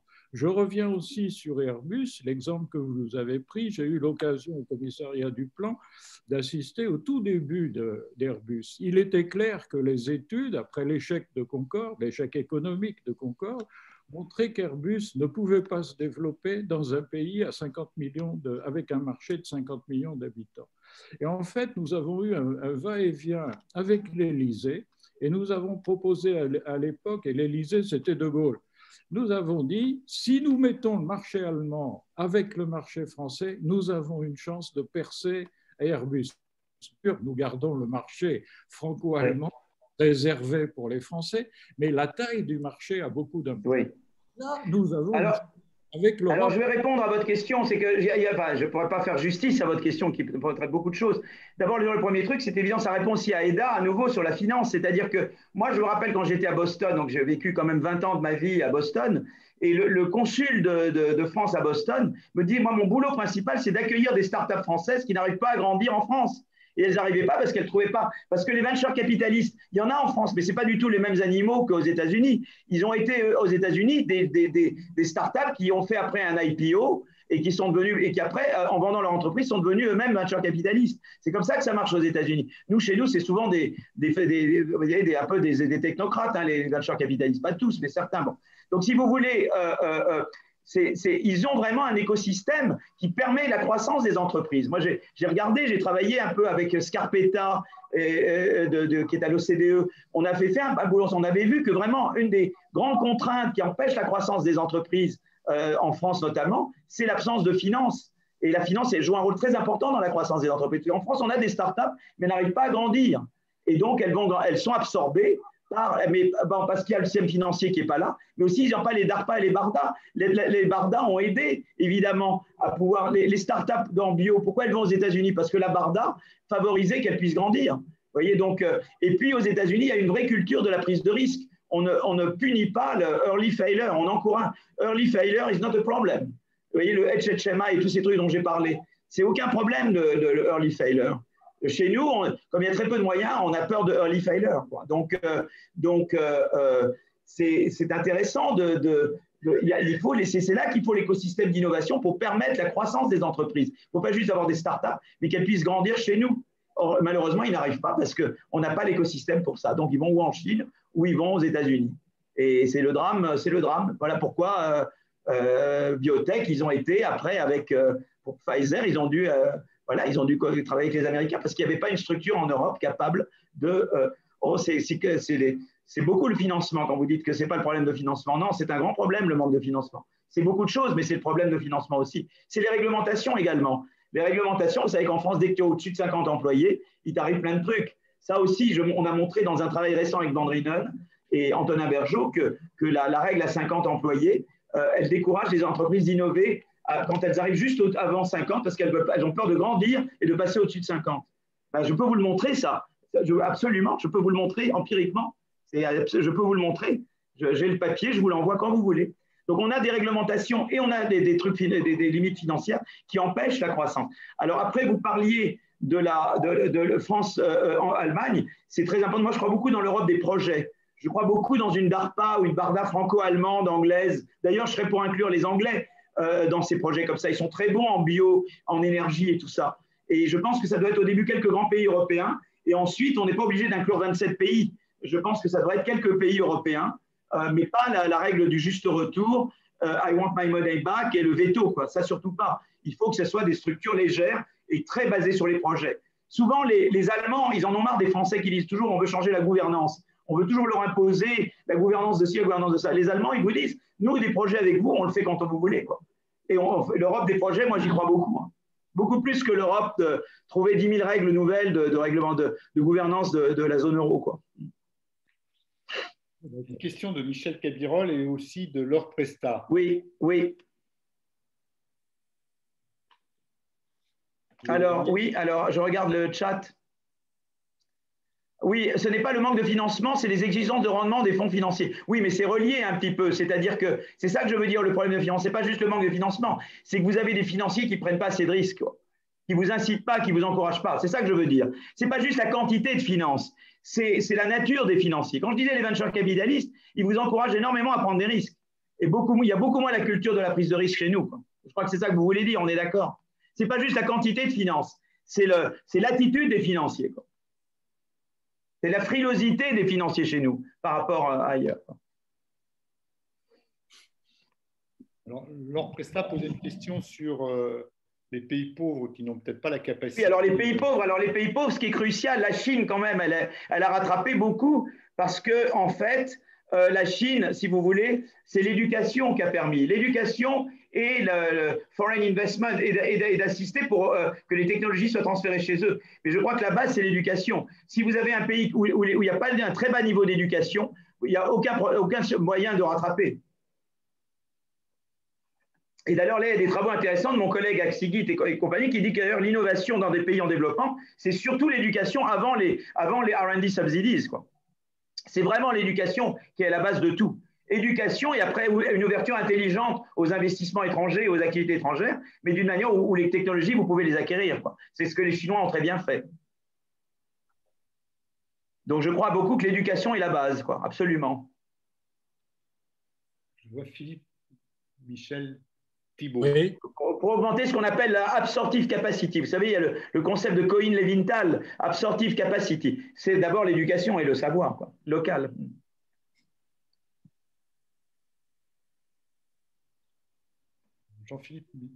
Philippe Michel Thibault posait une question sur la crise sanitaire. Serait-elle pas l'occasion de… Alors, oui, de rénover la social-démocratie? Oui, c'est ce que je pense, oui, absolument, bien sûr. Absolument, j'y crois beaucoup. Moi, je dis social-libéral, mais c'est social-démocrate. Moi, je crois quand il y a c'est Daniel Cohen qui faisait cette nuance entre Michel Rocard, le social-libéral, il disait social-démocrate, c'est qu'on pense qu'il faut contraindre les entreprises essentiellement, quoi, que voilà, les entreprises donnent de la prospérité, qu'il faut simplement les contraindre. Je pense aussi qu'on peut les orienter. Et donc, peut-être que là, c'est là la différence. C'est-à-dire que les entreprises, on peut les contraindre, mais aussi on peut les diriger l'innovation vers plus vert, vers des pratiques plus sociales. Donc, mais je suis essentiellement un social-démocrate. C'est-à-dire, mais social-démocrate où on pense que les entreprises, c'est pas juste empêcher, c'est encourager également. On peut diriger leur innovation ou leurs activités. Vous voyez, maintenant, il y a des entreprises qui prennent très à cœur social responsibility et environnement. Hein. Et ça, c'est une très bonne chose. Et on peut, l'État et la société civile, les pousser davantage dans ce sens. Et la finance verte, vous voyez. Donc, je pense que c'est ça. Donc, on peut appeler ça social-démocrate moderne, quoi. Voilà, absolument. Mais c'est l'idée à la fois, on veut la prospérité par l'innovation et la protection et la mobilité sociale. Ça, c'est exactement ce que voulaient les sociodémocrates. Mais avec l'idée quand même un peu plus que ce n'est pas juste empêcher. Il y avait l'idée chez les sociodémocrates qu'on régulait, simplement, on arrêtait les entreprises. Là, ce n'est pas juste arrêter, c'est aussi diriger dans la bonne direction, quoi. Parce qu'elles peuvent aller dans la mauvaise direction. Sur l'innovation, pas verte, vous voyez, et donc c'est plus que simplement empêcher, c'est diriger, vous voyez. On prend l'innovation en compte, mais on la dirige, voilà. Oui, mais comment? Eh bien, par exemple, la taxe carbone est un instrument très efficace pour inciter les entreprises à innover vert. Ça se montre, j'ai fait des études là-dessus. Les subventions à l'innovation verte sont un moyen également.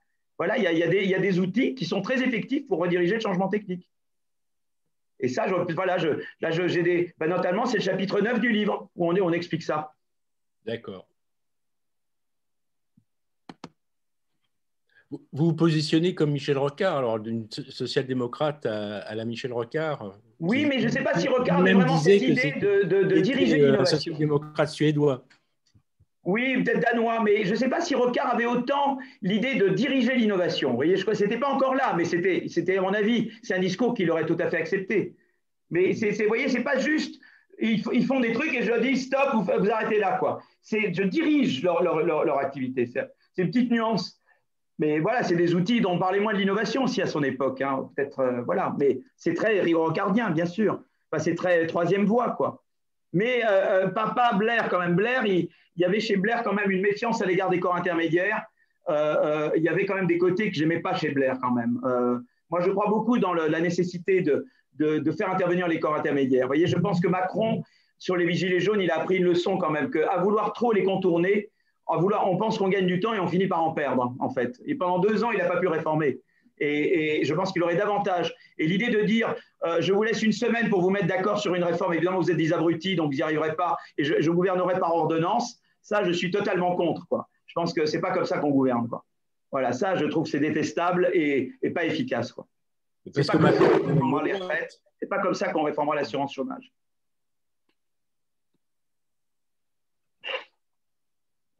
Merci. D'autres interventions. Je crois qu'il y avait une remarque les financiers qui ont évacué le patron de Danone ne sont pas français. Est-ce que ouais, non, mais là, je ne sais pas quoi dire. Je sais pas. Ouais. Ils auraient pu être français. Bon, ce n'est pas une question de nationalité. C'est une question d'esprit financier oui. mal placé. Oui, c'est ça, oui. Bon. Il y en a beaucoup comme ça. Non, je ne connais pas assez bien le dossier de Danone. Il faudrait que je regarde un peu. Non, je suis. Michel Cabirol, PVD, éducation, bien sûr, mais aussi liberté, qui évite les rentes et qui permettent aux gens éduqués de rester sur place. Et ça, c'est peut-être. Oui, absolument. Oui, mais voilà, c'est ça. C'est-à-dire que vraiment, l'éducation, le fait que l'éducation soit très diffusée et que plein de gens puissent arriver, parce que le gros problème de l'innovation, c'est que l'innovation est un levier de mobilité sociale, mais tout le monde ne devient pas innovateur. Et l'éducation des parents joue un rôle très important. Donc, c'est important vraiment d'avoir un système où vraiment on minimise les inégalités dues au savoir des parents, c'est-à-dire en faisant des devoirs à l'école, en développement, parce que sinon, c'est vrai que l'innovation est un facteur de mobilité, mais l'innovation elle-même, elle peut être, vous voyez, tout le monde ne devient pas innovateur, quoi. Et donc là, c'est important de démocratiser l'éducation au maximum et de familiariser avec la recherche les élèves, même dans les lycées les plus défavorisés. Ce que je fais moi avec le Collège de France, j'ai créé quelque chose qui s'appelle le campus de l'innovation pour les lycées. Et on va dans les zones défavorisées, dans les lycées de zones défavorisées, on fait venir des profs en biologie, en économie, pour familiariser les élèves avec la recherche et leur donner le goût de la recherche. Oui, sur ce point des pays en voie de développement, la question de l'éducation est une question importante, mais il faut aussi que les élèves de ces pays-là puissent avoir des débouchés chez eux. Oui, et que donc il y ait une certaine liberté pour entreprendre ou pour travailler, et qu'il n'y ait, pas un accaparement de la rente matière première notamment. Ça a été le problème de la Tunisie. La Tunisie, c'est très intéressant. C'est venu de quoi le mouvement en Tunisie? C'est que Bourguiba avait démocratisé l'éducation, mais Ben Ali réservait tout à sa famille, quoi. Donc vous aviez des gens éduqués qui étaient affreusement frustrés parce qu'ils ne pouvaient rien faire en Tunisie, quoi. Et la révolution est venue de cette contradiction-là, quoi. C'est-à-dire que Bourguiba a démocratisé l'éducation, mais il y avait d'énormes barrières à l'entrée parce que c'était la famille Ben Ali qui accaparait tout, quoi. C'est intéressant. Ça reprend quand Marx dit les forces productives rentrent en contradiction avec les rapports de production. Mais ça, c'est très marxiste. Hein. Là, on retourne à Marx. Hein.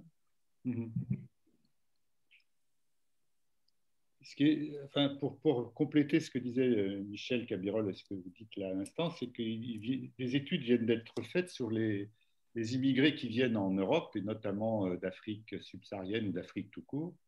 Et il apparaît que une grande majorité des jeunes, notamment, sont des jeunes déjà éduqués, c'est-à-dire qu'ils ne trouvent pas chez eux.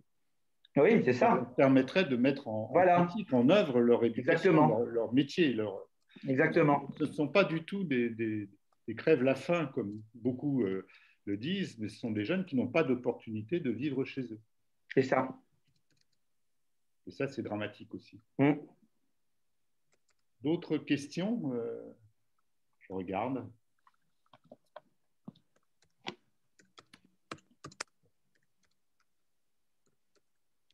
N'hésitez pas. Reposer une deuxième question?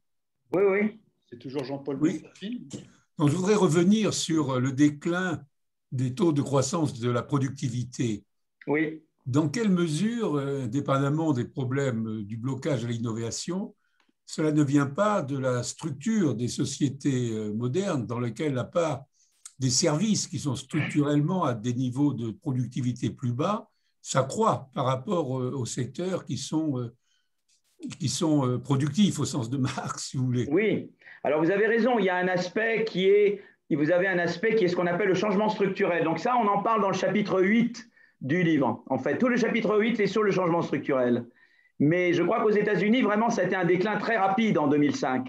Et là, c'est vraiment quelque chose de plus qu'un phénomène dû au changement structurel. C'est vrai que c'est plus difficile de faire de la productivité dans les services que dans le secteur manufacturier. Mais là, ce n'est pas un truc lent, c'est venu brutalement, quoi. Donc là, c'est pour ça qu'on pense qu'il y a autre chose, quoi. Et ce qui est intéressant, c'est surtout dans les secteurs IT intensive. Donc, et les rentes se sont augmentées. Parce que si c'était juste ce problème que vous dites, on n'aurait pas vu l'augmentation des rentes en même temps que la baisse de la croissance. Et en fait, ces gens-là ont accaparé les rentes, quoi.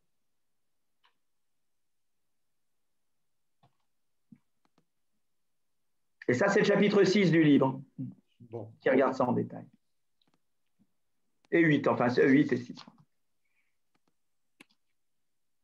Une autre question de Michel. Un certain nombre de services très productifs connaissent fort de gains. Oui, ça, c'était ça. Notre question dans les PVD éducation, bien sûr, aussi liberté. Oui, qui évite que les rentes. Oui, mais c'est ça. Alors, évidemment, le problème de la Chine, c'est que la liberté, vous l'avez moins maintenant. Et ça va être intéressant de voir s'il y a… Parce que les Chinois font le pari que ce n'est pas grave de ne pas avoir de liberté. Je pense qu'ils vont se heurter à un mur. Mais c'est très intéressant. Il y a des gens qui pensent que le modèle chinois, Aglietta, par exemple, ils pensent que le modèle chinois, ça marchera très bien. Que la liberté, ce n'est pas très important. Je ne suis pas sûr qu'ils pensent ça profondément, mais il dit que pour le moment, ça marche. Alors, ça marche parce que c'est rattrapage encore. Mais je ne sais pas. Et c'est vrai qu'ils ont rattrapé jusqu'à très loin, hein. Ils innovent dans certains domaines. Ça ne veut pas dire qu'ils sont juste des imitateurs. Ils sont en pointe dans certains domaines. Alors, c'est vrai, c'est certaines aussi technologies reliées. Alors, c'est vrai que dans le manque de liberté, c'est vrai que du coup, ça te pousse à devenir très bon dans les technologies pour, par exemple, de caméras, d'espionnage des gens. Là, ils sont très, très bons. Un autre truc aussi, c'est comme ils n'ont pas des règles éthiques en biologie comme nous. Moi, j'ai des collègues du Collège de France. En France, ils peuvent expérimenter que sur des souris, et en Chine, ils peuvent expérimenter sur des singes. Voilà, donc il y a moins les règles éthiques sont différentes. Voilà, alors là, ça aide. Voilà, pour eux, je ne suis pas en train de faire l'apologie du modèle chinois. Donc peut-être que dans certains domaines, la liberté limitée aide, mais enfin, je pense qu'en général, non. Je pense qu'en général, l'innovation à la frontière a besoin de liberté. Et d'ailleurs, les Chinois sont très arrimés aux États-Unis. Ils envoient plein de gens dans les universités américaines. En fait, la vérité, c'est que c'est comme ça que ça fonctionne, la Chine. Ils sont très, très arrimés. Ils dépendent énormément du système américain. Bruno Deprel, apparemment, a levé la main. Oui, bonjour. Je suis désolé, je n'arrive pas à envoyer ma question. Je l'ai écrite, mais elle ne part pas. Donc, je vais la poser oralement. Mariana Mazzucato met en évidence un système capitaliste, notamment américain, où le capital privé, tout particulièrement celui des grands groupes, est de moins en moins tourné vers l'innovation. Est-ce qu'il n'y a pas de manière générale, y compris aux États-Unis, une efficacité aujourd'hui qui est de moins en moins grande du capital privé? Elle le décrit assez bien dans le secteur de la santé, un système où on a finalement une recherche publique souvent très, très importante, des startups qui sont souvent issues de cette recherche publique, avec des gens qui créent leur boîte à partir de leur capital acquis aux frais du contribuable, si je puis dire. Et ensuite, ces startups sont acquises par ces grands groupes qui consacrent une part de moins en moins importante à la recherche. Encore une fois, elle cite le système de la santé et aussi un certain nombre d'autres secteurs. Donc, est-ce qu'aujourd'hui, on n'a pas un vrai problème fondamental d'efficacité de plus en plus faible par rapport à ce qu'on pouvait avoir, y compris dans les années 30, par exemple. Donc, alors, c'est vrai qu'il y a une théorie problème. qui dit que la recherche, c'est de plus en plus dur de trouver des idées. Moi, j'y crois moyennement, parce que je crois qu'il y a des grandes innovations, comme l'intelligence artificielle, qui relance des vagues. Moi, je crois que ça marche beaucoup par vagues également. Et donc, je ne crois pas qu'on arrive à la fin de l'histoire, vous voyez. Je crois beaucoup que c'est lié à la concurrence là-bas. Parce qu'on voit vraiment que c'est vraiment les secteurs c'est vraiment ces gros GAFAM qui ont inhibé, quoi. C'est vraiment de là. Si c'était vraiment les idées qui sont de plus en plus dures à trouver, ça ne me paraît pas. Je pense que, évidemment, à chaque fois qu'il y a des vagues, on rentre à un moment donné dans des rendements décroissants. C'est-à-dire, quand il y avait la machine à vapeur, à un moment donné, on est rentré dans des rendements décroissants, mais après, c'est reparti sur l'électricité, et puis après, c'est reparti sur l'éthique. Vous voyez, donc je crois qu'on sous-estime le fait, et moi, je crois qu'il y aura des grandes révolutions dans le domaine de la santé, c'est évident. Il va y avoir ces révolutions-là. Donc, l'idée qu'on arrive à la fin de l'histoire et que maintenant les grandes innovations ont été trouvées, un peu la vision gordonienne, que les grandes innovations ont été faites et que demain il n'y aura pas, je ne crois pas que ce soit vrai. Je crois vraiment que ce qui se passe, c'est qu'il y a bon, d'abord, on ne peut pas prédire quand les nouvelles prochaines vagues viendront, mais même l'intelligence artificielle a un potentiel fantastique de générer de la croissance, qui est inhibée par le fait que la politique de concurrence n'est pas adaptée. Je crois vraiment à ça. Je vois vraiment on voit vraiment que la concurrence a baissé, que les rentes ont augmenté et que c'est vraiment là que la croissance baisse, quoi. Donc, et que c'est là où la concentration a augmenté. On voit vraiment le lien entre les deux. Donc, je ne crois pas que ce soit… alors, c'est toujours le truc choupépérien. Si les entreprises existantes très grosses arrivent à mettre des barrières à l'entrée, comme elles ne privilégient pas. Typiquement, les entreprises, au début, elles innovent beaucoup, puis quand elles deviennent grosses, elles innovent moins et elles tendent à investir plus dans la politique et dans le lobbying. Ça, c'est vrai toujours. Il y a une étude très intéressante de mes collègues en Italie qui montre que les petites boîtes innovent beaucoup, et dès qu'elles deviennent grosses, leur investissement, c'est dans les politiciens pour se protéger. Et ça, c'est vrai partout. La question, c'est quelle loi, quelle politique on fait pour réduire le pouvoir de ces grosses entreprises et d'augmenter celui des petites, voyez. Et c'est ça qui est important. Dans n'importe quel cycle de vie d'une entreprise, évidemment, à mesure qu'elle devient très, très grosse, elle va tendre à faire des innovations moins importantes et d'absorber des petites, par contre. C'est-à-dire qu'au lieu d'innover elle-même dans son sein, elle va absorber des gens qui ont innové. C'est comme ça qu'elle va mettre de l'innovation. Mais en même temps, si elle empêche les nouveaux d'arriver, si on empêche les nouveaux d'arriver, ça, c'est pas bon. Vous voyez, c'est plutôt ça, c'est plutôt… D'où je crois, on revient toujours à l'idée, au dilemme de Schumpeter du départ, c'est-à-dire faire en sorte que les gros conglomérats n'empêchent pas des nouveaux d'arriver et de continuer à alimenter le système. Et là, peut-être, non? C'était ma question. Est-ce qu'il est encore temps? Est-ce qu'ils ne sont pas devenus trop gros et trop puissants? Est-ce qu'il est encore temps et possible? Moi, je crois qu'il y a toujours temps. Vous savez, il y a eu, dans le passé, on avait cassé AT&T. Il y avait eu des politiques antitrust qui ont cassé AT&T et qui ont créé des concurrents. Je crois qu'on peut tout à fait avoir des politiques de concurrence, bien sûr. Et d'ailleurs, la chance en Europe, c'est qu'en Europe, on a la commission de la concurrence, sur laquelle on tape beaucoup. Moi, je ne suis pas toujours d'accord avec leurs décisions. Sur Alstom Siemens, par exemple, je ne suis pas sûr qu'ils avaient raison. Mais la plupart du temps, je trouve qu'ils sont assez bien. Et nous, on a cette chance en Europe d'avoir une bonne politique de concurrence. Les Américains, ils n'ont pas cette chance-là. Mais on peut toujours mettre de la concurrence. Il y a eu la politique antitrust aux États-Unis, elle n'est pas venue tout de suite. Elle est venue à un moment donné et elle n'a pas continué comme elle aurait dû. Mais il y a eu une époque où on a cassé AT&T. Hein. Bell Labs, avant, ça faisait partie d'AT&T. Maintenant, Bell Labs ne fait plus partie d'AT&T.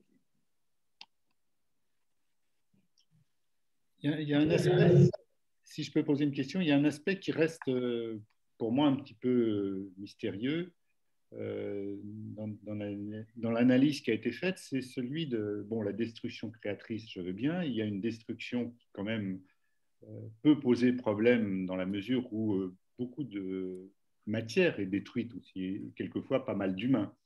Donc le recyclage de ces matières ou la perte de ces matières est quelquefois une perte nette. Par ailleurs, on le voit pour tout un tas de déchets nucléaires dont on peut parler aujourd'hui, mais de bien d'autres déchets aussi qui sont problématiques.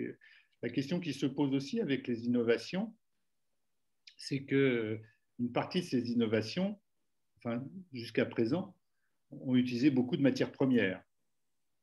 Ces matières premières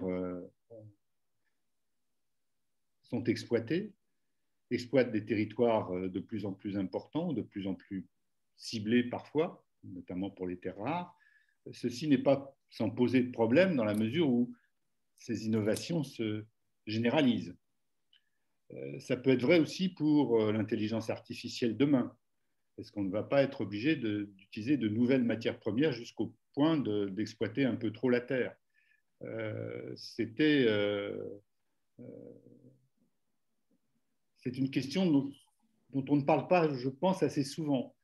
Et une dernière question qui peut être posée aussi, est-ce que les innovations, moi je pourrais répondre dans un domaine que je connais un petit peu mieux, mais est-ce que les innovations qu'on peut prévoir ne vont pas amener à permettre à une grande partie de la population mondiale de vivre à un standard de vie élevé sans que ce niveau de vie élevé soit accessible réellement? Donc, est-ce qu'il n'y a pas aussi un problème malthusien, si l'on peut dire, de démographie? On parle depuis une cinquantaine d'années de la transition démographique avec une baisse de la natalité, etc. Elle n'est pas observée très nettement dans tous les continents du monde. L'Afrique n'est pas en transition démographique, la Chine l'est vraisemblablement, l'Inde, on ne sait pas très bien encore. Donc il y a aussi là un problème d'inégalité devant l'accès à l'innovation. Et pour un temps assez long, semble-t-il. C'est-à-dire que là, la transition, elle n'est pas évidente. Donc là, c'est vraiment une sorte de trou noir pour moi. Alors, bon, vous voyez là beaucoup de questions qui sont vraiment très importantes. Bon, d'abord, la destruction créatrice, on peut la réconcilier avec l'humain. C'est ce que les Danois... une seconde, hein, je dois une seconde ouvrir.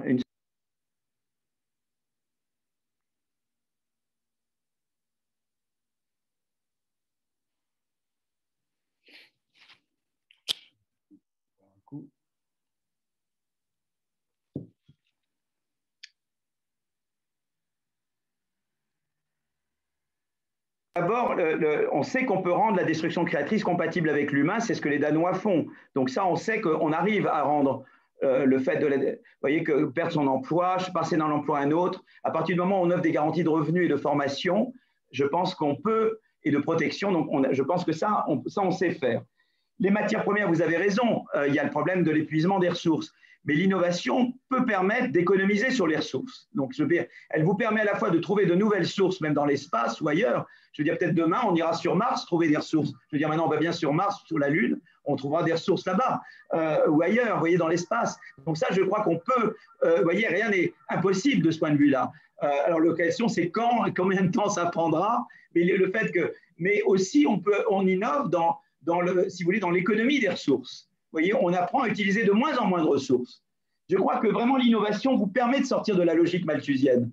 On peut grâce à l'innovation, quand même soutenir la croissance et puis surtout, ce qui est important, c'est la croissance de l'utilité. Je crois que c'est important, qu'est-ce que j'appelle croissance? Ce n'est pas juste la croissance quantitative, c'est la croissance de la qualité. Par exemple, moi, je dis toujours le fait, je vais chez un dentiste maintenant par rapport aux années 60, c'est beaucoup mieux d'aller chez un dentiste de nos jours que des années 60. Ça, c'est de la croissance. Je veux dire, la qualité de vie, c'est la croissance des utils qui est important. Et ça, je ne vois pas pourquoi on ne pourrait pas continuer à l'avoir. Voyez, je ne pense pas que les ressources épuisables empêchent ça. Voilà, parce qu'on peut économiser sur elles et on peut apprendre à utiliser de nouvelles ressources et à produire des ressources. Donc ça, je crois que donc je crois également que par exemple, vous voyez, vous parliez tout à l'heure de la transition, le changement structurel. Souvent, on croyait qu'il fallait passer de l'agriculture à l'industrie puis au service. Moi, je pense qu'avec la révolution de l'intelligence artificielle, on va permettre à des pays d'aller directement de l'agriculture au service. Par exemple, en Afrique, je pense qu'on pourra se développer sans passer par l'industrie de masse. C'est-à-dire qu'ils pourront peut-être connaître un sentier de développement qui n'est beaucoup moins polluant que celui que nous, on a connu en Europe ou que les Chinois ou en Inde y connaissent. Ça serait formidable de faire ça. Vous voyez, donc ça, c'est envisageable avec les nouvelles technologies. Je veux dire, je crois qu'on ne peut pas, a priori, limiter. Vous voyez ce que je veux dire? On ne peut pas dire, voilà, ça ne se fera pas, quoi. Je crois que ça ne veut pas dire qu'on est d'un optimisme panglossien, ça veut dire qu'il y a des voies possibles. Elles ne viennent pas automatiquement. Donc, il faut trouver, c'est comme en recherche. On sait que c'est possible, ça ne veut pas dire qu'on y arrive. Donc, on se bagarre pour y arriver. Mais l'idée de partir perdant et de dire, a priori, Malthus me prend en tenaille, non. Grâce à l'innovation, je peux sortir de la logique malthusienne. Alors, évidemment, je sais qu'il y a des ressources limitées. j'essaye de m'adapter, j'essaye de faire au mieux avec ces ressources. Peut-être je trouverai un jour de nouvelles ressources, parce que rien ne dit que j'aurai toujours besoin des mêmes ressources. Voilà. Et puis, sur la transition démographique, je pense quand même que les pays qui se développent connaissent à un moment donné une transition démographique. Je pense que souvent, elle s'est produite quand même. Dans les pays européens, on l'observe. Je veux dire, il y a pas mal de pays où on observe quand même une transition démographique. Peut-être qu'il faudra l'accompagner, l'aider, etc. Mais je pense que l'idée de dire on renonce à la transition démographique, je pense que non. Je pense que le développement, quand même, à un moment donné, vous permet quand même de contrôler mieux. Enfin, pourquoi? Parce que d'abord, les gens ont, à partir du moment où il faut beaucoup d'éducation, les gens peuvent avoir moins d'enfants mieux éduqués, par exemple. Vous voyez ce que je veux dire? Ils peuvent agir sur la fertilité davantage. Joue un certain degré de développement l'argument de qualité. Les parents peuvent vouloir avoir des enfants, mais aussi passer du temps dans les loisirs et faire d'autres choses. Et ils valorisent le temps. Donc, ça joue sur la fertilité, ça également. Vous voyez, je pense que je crois beaucoup dans les leviers de la transition démographique. Mais enfin, voilà, c'est juste quelques éléments de question à des sujets dont chacun mériterait une conférence, évidemment. Je soulevais cette question parce qu'on l'espérait, il y a 50 ans, on l'espérait venir beaucoup plus vite, la transition démographique. Des fois, vous savez, 50 ans, c'est rien pendant l'histoire. On pensait qu'elle serait arrivée maintenant. Oui. Donc, on n'en est pas encore arrivé. On n'y est pas encore. C'est pour ça que je pense que ces disruptions entre le temps et le développement, ce sont des choses à prendre en compte. C'est-à-dire que c'est pour ça qu'avoir une vision purement économique, je ne dis pas qu'elle n'est pas bien, mais je veux dire avoir une vision purement économique peut donner l'impression qu'on va y arriver, alors qu'il faut aussi sans doute qu'il y ait des orientations politiques, dont vous parliez d'ailleurs très justement, qui soient bien éclairées à la fois pour les citoyens, mais aussi pour les dirigeants. Et ce n'est pas toujours sûr que les dirigeants soient bien éclairés sur les orientations politiques. Mais vous avez raison, c'est pour ça que la société civile joue un rôle très important. Je pense que tout ce qui est responsabilité sociale d'entreprise, le rôle des consommateurs, le name and shame, de dire maintenant il y a des entreprises qui sont classées, vous savez, en termes d'environnement, là, le Bitcorp là, qui classe les entreprises, ça joue un rôle très important. Maintenant, de plus en plus de gens décident, moi je ne veux pas consommer les produits d'une entreprise polluante. Il y a un peu le name and shame, je crois beaucoup dans ces choses-là. Je crois que ça jouera un rôle très important. Donc je suis avec vous, je pense que ce n'est pas juste l'État qui décide. C'est l'éducation, c'est la société civile qui joue un rôle, le name and shame, vous voyez, tout ce qui est normes sociales qui évoluent. Je pense que tout ça, c'est très important, bien sûr. Bien. Est-ce qu'il y a d'autres questions qui seraient rentrées ou... N'hésitez pas, hein, on n'aura pas une deuxième séance tout de suite avec Philippe Aguillon. On demandera prochainement, sans doute, de venir nous dire pour un prochain ouvrage où il en est. Mais tout de suite, on peut déjà poser beaucoup de questions. Il y en a déjà eu beaucoup de posées, d'ailleurs. Hein, En tout cas, on montre que la concurrence des consommateurs, c'est comme une augmentation de 40% du prix du carbone. C'est une force énorme, la concurrence. Les consommateurs informés et la concurrence entre entreprises qui pousse à aller vers davantage des technologies vertes parce que les consommateurs les poussent. C'est une force très, très, très importante. En fait. Elle est aussi importante que la taxe carbone. Il faut la quantifier. Oui, je pense même qu'elle est peut-être plus intéressante. Elle est plus intéressante et elle est dans le chapitre 9, justement. J'ai toute une section du chapitre 9 là-dessus. Je n'ai pas été voir. Voilà. J'ai sauté pour aller à la conclusion. Ah, voilà. Oui, c'est bien. Bon, s'il n'y a pas d'autres, Eda, tu ne vois pas d'autres personnes qui... Je ne vois pas d'autres questions sur la discussion. Je pense que voilà, la discussion pourrait continuer de façon infinie, mais c'est fini sur les questions. Très bien. Bon. Merci beaucoup. En tout cas, c'était passionnant, plein de questions, évidemment, plein de sujets à pousser. Philippe, on vous remercie beaucoup. Non, c'est un plaisir. On espère se revoir bientôt. Écoutez, en tout cas, vous êtes un groupe très, très dynamique et toutes les questions étaient très, très, très pertinentes et voilà, très stimulantes, absolument. je crois que j'espère que nos auditeurs et nos vidéastes amateurs auront été aussi conquis. Bon, bien évidemment, on regrette toujours parce que dans une salle, il n'y a pas forcément plus de questions, mais on a l'impression que c'est plus animé. Bon. Donc, on regrette toujours cette non-présence, mais finalement, ça nous permet d'avoir pas mal de personnes et puis, encore une fois, des personnes qui viennent de plus loin. Donc, on vous remercie. On espère que vous continuerez à travailler sur ces questions et qu'on aura d'autres occasions avec un grand plaisir d'en parler. La destruction créative, c'est quelque chose que tous ne connaissaient peut-être pas, mais qui est évidemment quelque chose d'important que la nature elle-même, d'ailleurs, utilise. Il n'y a pas que les humains qui utilisent la destruction créative, donc on pourrait aussi voir ça de ce côté-là. Merci beaucoup.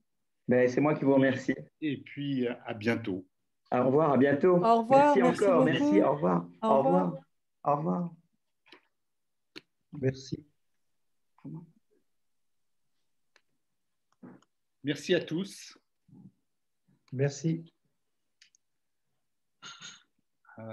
Toujours difficile. Je vous salue tous.